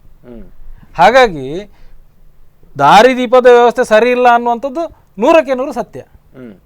ಇವತ್ತು ಭಂಡಾರ್ಕರ್ ಅವರು ಹೇಳ್ತಾರೆ, ನಾವು ರಾತ್ರಿ ಇಡೀ ತಿರುಗ್ತೇವೆ, ಗಸ್ತು ತಿರುಗ್ತಾ ಇದ್ದೇವೆ, ನೋಡಿದ್ದೇವೆ, ಈ 50 ಕಂಪ್ಲೇಂಟ್ ಇರೋದು ಅಂತೇಳಿ. ಅದರ ಬಗ್ಗೆ ನಮಗೆ ಮಾಹಿತಿ ಇಲ್ಲ, ನಾವು ನೋಡ್ಬೋದು. ಹಿಂದಿನ ವ್ಯವಸ್ಥೆ ಹೇಗಿತ್ತು? 24 ಗಂಟೆ ಒಳಗೆ ದಾರಿದೀಪ ಯಾರೇ ಫೋನ್ ಮಾಡಿದ್ರು ಕೂಡ ಒಂದು ಸಿಂಗಲ್ ಕಾಲ್ನಲ್ಲಿ ಆ ಒಂದು ಕಂಪ್ಲೇಂಟ್ ಅಟೆಂಡ್ ಮಾಡ್ತಾ ಇತ್ತು. ಕರೆಕ್ಟ್. ಇಲ್ಲಿ ಯಾವುದೇ ನಗರಸಭೆ ಸದಸ್ಯರ ಹಸ್ತಕ್ಷೇಪ ಇರಲಿಲ್ಲ. ಯಾವುದೇ ನಗರಸಭಾ ಸದಸ್ಯರು ಇಲ್ಲ ನಮ್ಮದ ವಾರ್ಡಿನಲ್ಲಿ ದಾರಿದೀಪ ಸರಿ ಇಲ್ಲ ಅಂತ ಕಾಂಗ್ರೆಸ್ನ ಸದಸ್ಯರು ಕೂಡ ಆಪಾದನೆ ಮಾಡಿದಂಥದ್ದಿಲ್ಲ. ಒಂದು ವ್ಯವಸ್ಥೆ ನಿರಂತರವಾಗಿ ಸರಿಯಾದ ರೀತಿಯಲ್ಲಿ ನಡೀತಾ ಇರುವಾಗ ಅಲ್ಲಿ ಬದಲಾವಣೆ ಮಾಡುವಂಥದ್ದು ಎಷ್ಟು ಸೂಕ್ತ? ಇದು ಯಾವ ಹಿತಾಸಕ್ತಿ ಅಂತೇಳಿ ನಾವು ಪ್ರಶ್ನೆ ಬರ್ತದೆ. ಅದಕ್ಕಾಗಿ ನಾನು ಹೇಳುವಂಥದ್ದು, ಒಂದು ಅಧಿಕಾರ ಬಂದ ಕೂಡಲೇ ಇವರೆಲ್ಲರೂ ಬಿಜೆಪಿಯವರು, ಅಧಿಕಾರಿಗಳೆಲ್ಲ ಬಿಜೆಪಿ ಪರವಾಗಿರುವವರು ಅನ್ನುವಂಥ ಮನಸ್ಥಿತಿಯಿಂದ ಹೊರಗೆ ಬರಬೇಕು. ಇವತ್ತು ಅಲ್ಲಿಂದ ಹೊರಗೆ ಬಂದಾಗ ಅಧಿಕಾರಿಗಳ ಮಟ್ಟದಲ್ಲಿ ಅಧಿಕಾರಿಗಳ ಅನುಭವವನ್ನು ಪಡ್ಕೊಂಡು ನಾವು ಆಡಳಿತ ನಡೆಸ್ಕೊಳ್ಬೇಕು. ಆಡಳಿತ ಮಾಡೋದು ಅಂತ ಹೇಳಿದ ಕೂಡಲೇ ನನ್ನದೇ ರೀತಿಯಲ್ಲಿ ನಡೆಸ್ಕೊಳ್ಳುವಂಥದ್ದಲ್ಲ. ಒಂದು ನಗರಸಭೆ ಆಡಳಿತ ಅಂದ ಕೂಡಲೇ ಅದರಲ್ಲಿ ಕಾನೂನಿನ ಪರಿಮಿತಿ ಇದೆ, ಮುನ್ಸಿಪಲ್ ಆಕ್ಟ್ ಅನ್ನುವಂಥದ್ದು ಇದೆ, 70ರ ತಿದ್ದುಪಡಿ ಇದೆ. ಅದನ್ನೆಲ್ಲವನ್ನು ಸ್ಟಡಿ ಮಾಡಿದಾಗ ನಿಮಗೆ ಆಡಳಿತ ಮಾಡಲಿಕ್ಕೆ ಸುಗಮವಾಗಿ ಆಗ್ತದೆ. ಅದು ಬಿಟ್ಟು ಎಲ್ಲಿವರೆಗೆ ನಮ್ಮ ನಗರಸಭೆ ಅವಸ್ಥೆ ಆಯಿತು ಹೇಳಿದ್ರೆ, ಬೀಡಿನ ಗುಡ್ಡೆ ಗ್ರೌಂಡ್, ನಾನು ಆಗ ಹೇಳಿದೆ, ನಗರಸಭೆಯ ಹಣ, ಸರ್ಕಾರದಿಂದ ನಗರಸಭೆ ಕೊಟ್ಟಂತ ಹಣದಿಂದ ಮಾಡಿದಂತ ಅಷ್ಟು ಒಳ್ಳೆ ಗ್ರೌಂಡ್, ಅಷ್ಟು ಒಳ್ಳೆ ಸ್ಟೇಡಿಯಂ ಇವತ್ತು ನಗರಸಭೆ ಕೈಯಲ್ಲಿಲ್ಲ. ನಗರಸಭೆ ನಾವು ಅಲ್ಲಿ ಬಹುಶಃ ದುಡ್ಡಿದ್ದವನಿಗೆ ಮಾತ್ರ ಅಲ್ಲಿ ಕಾರ್ಯಕ್ರಮ ಮಾಡ್ಲಿಕ್ಕೆ ಅವಕಾಶ. ಯಾರಾದ್ರೂ ಒಬ್ಬ ಇಲ್ಲೇ ಕ್ರೀಡಾಪಟು ಅಲ್ಲಿ ಹೋಗಿ ನಾನು ದಿನಂಪ್ರತಿ ಪ್ರಾಕ್ಟೀಸ್ ಮಾಡ್ತೇನೆ ಹೇಳಿದ್ರೆ ಅವನಿಗೆ ಆಡ್ಲಿಕ್ಕೆ ಅವಕಾಶ ಇಲ್ಲ ಅಲ್ಲಿ. ಇದು ಯಾವ ಜನರ ಹಿತಾಸಕ್ತಿಯನ್ನು ಕಾಪಾಡುವಂಥದ್ದು, ಉಡುಪಿಯ ಕ್ರೀಡಾಪಟುಗಳಿಗೆ ಪ್ರೋತ್ಸಾಹ ಕೊಡುವಂಥದ್ದು. ಇವತ್ತು ಶಾಸಕರು ಮಂತ್ರಿಗಳಾಗಿದ್ದಾರೆ, ಸಂತೋಷ, ಅಭಿನಂದನೆಗಳು ಹೇಳ್ತೇವೆ. ಆದರೆ ಅವರೋಡು ಕ್ರೀಡಾ ಸಚಿವರು ಕೂಡ ಆಗಿದ್ದಾರೆ. ಇವತ್ತು ಕ್ರೀಡಾ ಸಚಿವರಾದ ನಂತರ ತನ್ನ ಒಂದು ಕ್ಷೇತ್ರದಲ್ಲಿ ಉಡುಪಿಯ ಜನತೆಗೆ ಒಂದು ಆಡ್ಲಿಕ್ಕೆ ಮೈದಾನ ಇಲ್ಲ ಅನ್ನುವಂಥದ್ದು ಅವ್ರಿಗೆ ಗೊತ್ತಿರಬೇಕಲ್ಲ. ಏನು ಸರ್, ಅವರು ಚಿತ್ರದುರ್ಗದ ಕೋಟೆ ಕಟ್ಟಿದಾಗೆ ಕಟ್ಟಿಬಿಟ್ರಿ ನೀವು, ಅಲ್ಲಿ ಬೇರೆ ಎಂತ ಮಾಡ್ಲಿಕ್ಕಿಲ್ಲ ಅಂತ ಹೇಳ್ತಾರೆ. ನೋಡಿ, ಆ ಒಂದು ಭಾಗಕ್ಕೆ ಇವರು 2010ರಲ್ಲಿ ಅಮೃತ ಮಹೋತ್ಸವದ ಒಂದು ಫಂಡಿನಿಂದ ಸರ್ಕಾರ ಅಮೃತ ಮಹೋತ್ಸವಗೋಸ್ಕರ ಸರ್ಕಾರ ಅದಕ್ಕೆ ಸ್ಯಾಂಕ್ಷನ್ ಮಾಡಿತ್ತು. ಸುಮಾರು 2.60 ಕೋಟಿ ರೂಪಾಯಿ ಖರ್ಚು ಮಾಡಿತ್ತು. ಅದು ಪಾಳು ಬಿದ್ದಿತ್ತು, ಯಾರು ಯೂಸ್ ಮಾಡ್ತಾ ಇರಲಿಲ್ಲ. ಅದಕ್ಕೆ ಅಲ್ಲ ಹಾಗೆ ಇತ್ತು ಸರ್, ಅದೇ ಹೇಳಿದ್ದು ಅಲ್ಲ ಹೇಳ್ತೇನೆ ಸರ್, ಅಲ್ಲ ಹೇಳ್ತೇನೆ. ದುರಾದೃಷ್ಟ ಉದ್ಘಾಟನೆ ಮಾಡ್ಲಿಕ್ಕೆ ಸಿಗ್ಲಿಲ್ಲ ಅಷ್ಟೇ. ಅದಲ್ಲ ಇಲ್ಲೇ ಅಲ್ಲ, ಅದು ಹಾಗೆ ಅಲ್ಲ. ಈಗ ಯಾರು ಸ್ಯಾಂಕ್ಷನ್ ಮಾಡ್ತಾರೆ, ಯಾರು ಇದ್ದದೇ ಅದೆಲ್ಲ ಹೈವೇ ಕೂಡ ಹಾಗೆ, ಯಾರು ಇರುವಾಗ ಆಯ್ತು ಇದಾಯ್ತು ಅದೆಲ್ಲ ಅಭಿವೃದ್ಧಿ ಆಗ್ಬೇಕಾದ್ರು ನಾವು ಇರುವಾಗ ಮಾಡುವ ನಮ್ಮ ಸೇವೆಗಳು, ಜನರ ಸೇವೆಗಳು. ಅದು ನೀವು ಮಾಡಿದ್ರು ನಾವೇ ಮಾಡಿದ್ರು, ಅದು ಹೋಗ್ತೇನೆ ನಾನು. ವಿಷಯಾಂತರ 2010ರಲ್ಲಿ ಅಮೃತ ಮಹೋತ್ಸವ ನೀವು ಇರುವಾಗಲೇ ಆದ್ರೂ ಒಪ್ತೇನೆ ನಾನು, ಹೇಳ್ತೇನೆ. ಅದು ಹಾಗೆ ಇತ್ತು.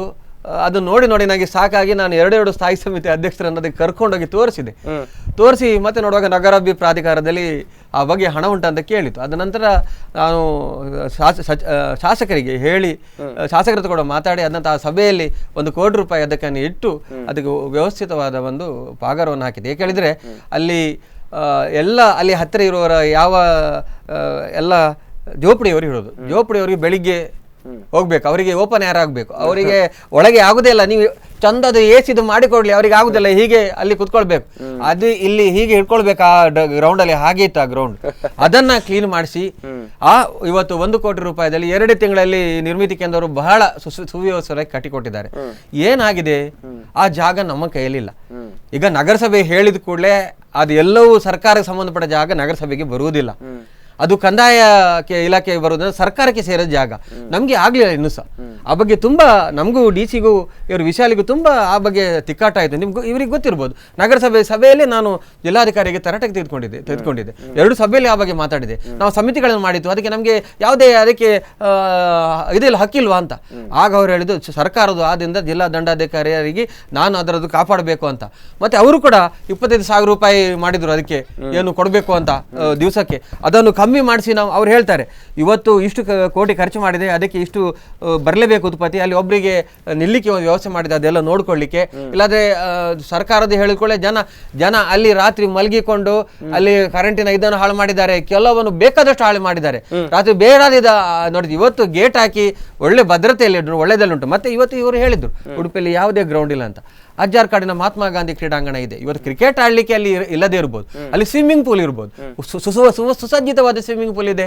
ಅದಕ್ಕೆ ಬೇಕಾದ ಹಣವನ್ನು ಸಚಿವರು ತಂದಿದ್ದಾರೆ, ಶಾಸಕರು ತಂದಿದ್ದಾರೆ. ಅಷ್ಟೇ ಅಲ್ಲ, ಅಲ್ಲಿ ಶಟ್ಲ್ ಕೋರ್ಟ್ ಇರ್ಬೋದು, ಬ್ಯಾಡ್ಮಿಂಟನ್ ಕೋರ್ಟ್ ಇರ್ಬೋದು, ಜಿಮ್ನಾಸ್ಟಿಕ್ ಇರ್ಬೋದು, ಕ್ರೀಡೆಗೆ ಏನು ಬೇಕು ಎಲ್ಲವನ್ನು ಮಾಡಿದ್ದಾರೆ. ಏನು ಇಲ್ಲ ಹೇಳ್ತೀರಿ, ಎಲ್ಲವೂ ಇದೆ. ಆದ್ರೆ ಕ್ರಿಕೆಟಿಗೆ ಇಲ್ಲದಿರ್ಬೋದು. ಕ್ರಿಕೆಟಿಗೆ ಈ ಇವ್ರು ಹೇಳಿದ್ದು ಹತ್ತಿರದ ಕ್ರೀಡಾಂಗಣ, ಅದನ್ನ ಸರಿಪಡಿಸುವ ಯೋಜನೆ ಕೂಡ ನಮ್ಮಲ್ಲಿ ಇದೆ. ಆ ಯೋಜನೆ ಮುಂದಕ್ಕೆ ಅವರಿಗೆ ಕೊಡ್ತೇವೆ ಅಂತ ಹೇಳಿಕ್ಕೆ ಇಚ್ಛೆ ಪಡ್ತಾರೆ. ಒಂದು ಫೋನ್ ಕಾಲ್. ಹಲೋ, ನಮಸ್ತೆ. ಹಲೋ, ದಯವಿಟ್ಟು ಇದು ಟಿವಿ ವಾಲ್ಯೂಮ್ ಅನ್ನ ಮ್ಯೂಟ್ ಮಾಡಿ ಆಮೇಲೆ ಮಾತಾಡಿ ಸರ್. ಟಿವಿ ವಾಲ್ಯೂಮ್ ಅನ್ನು ಮ್ಯೂಟ್ ಮಾಡಿ ಮಾತಾಡಿ ಸರ್. ಹೇಳಿ ಸರ್, ಹೇಳಿ. ಟಿವಿ ವಾಲ್ಯೂಮ್ ಮ್ಯೂಟ್ ಮಾಡಿ ಮಾತಾಡಿ ಸರ್, ಪ್ಲೀಸ್.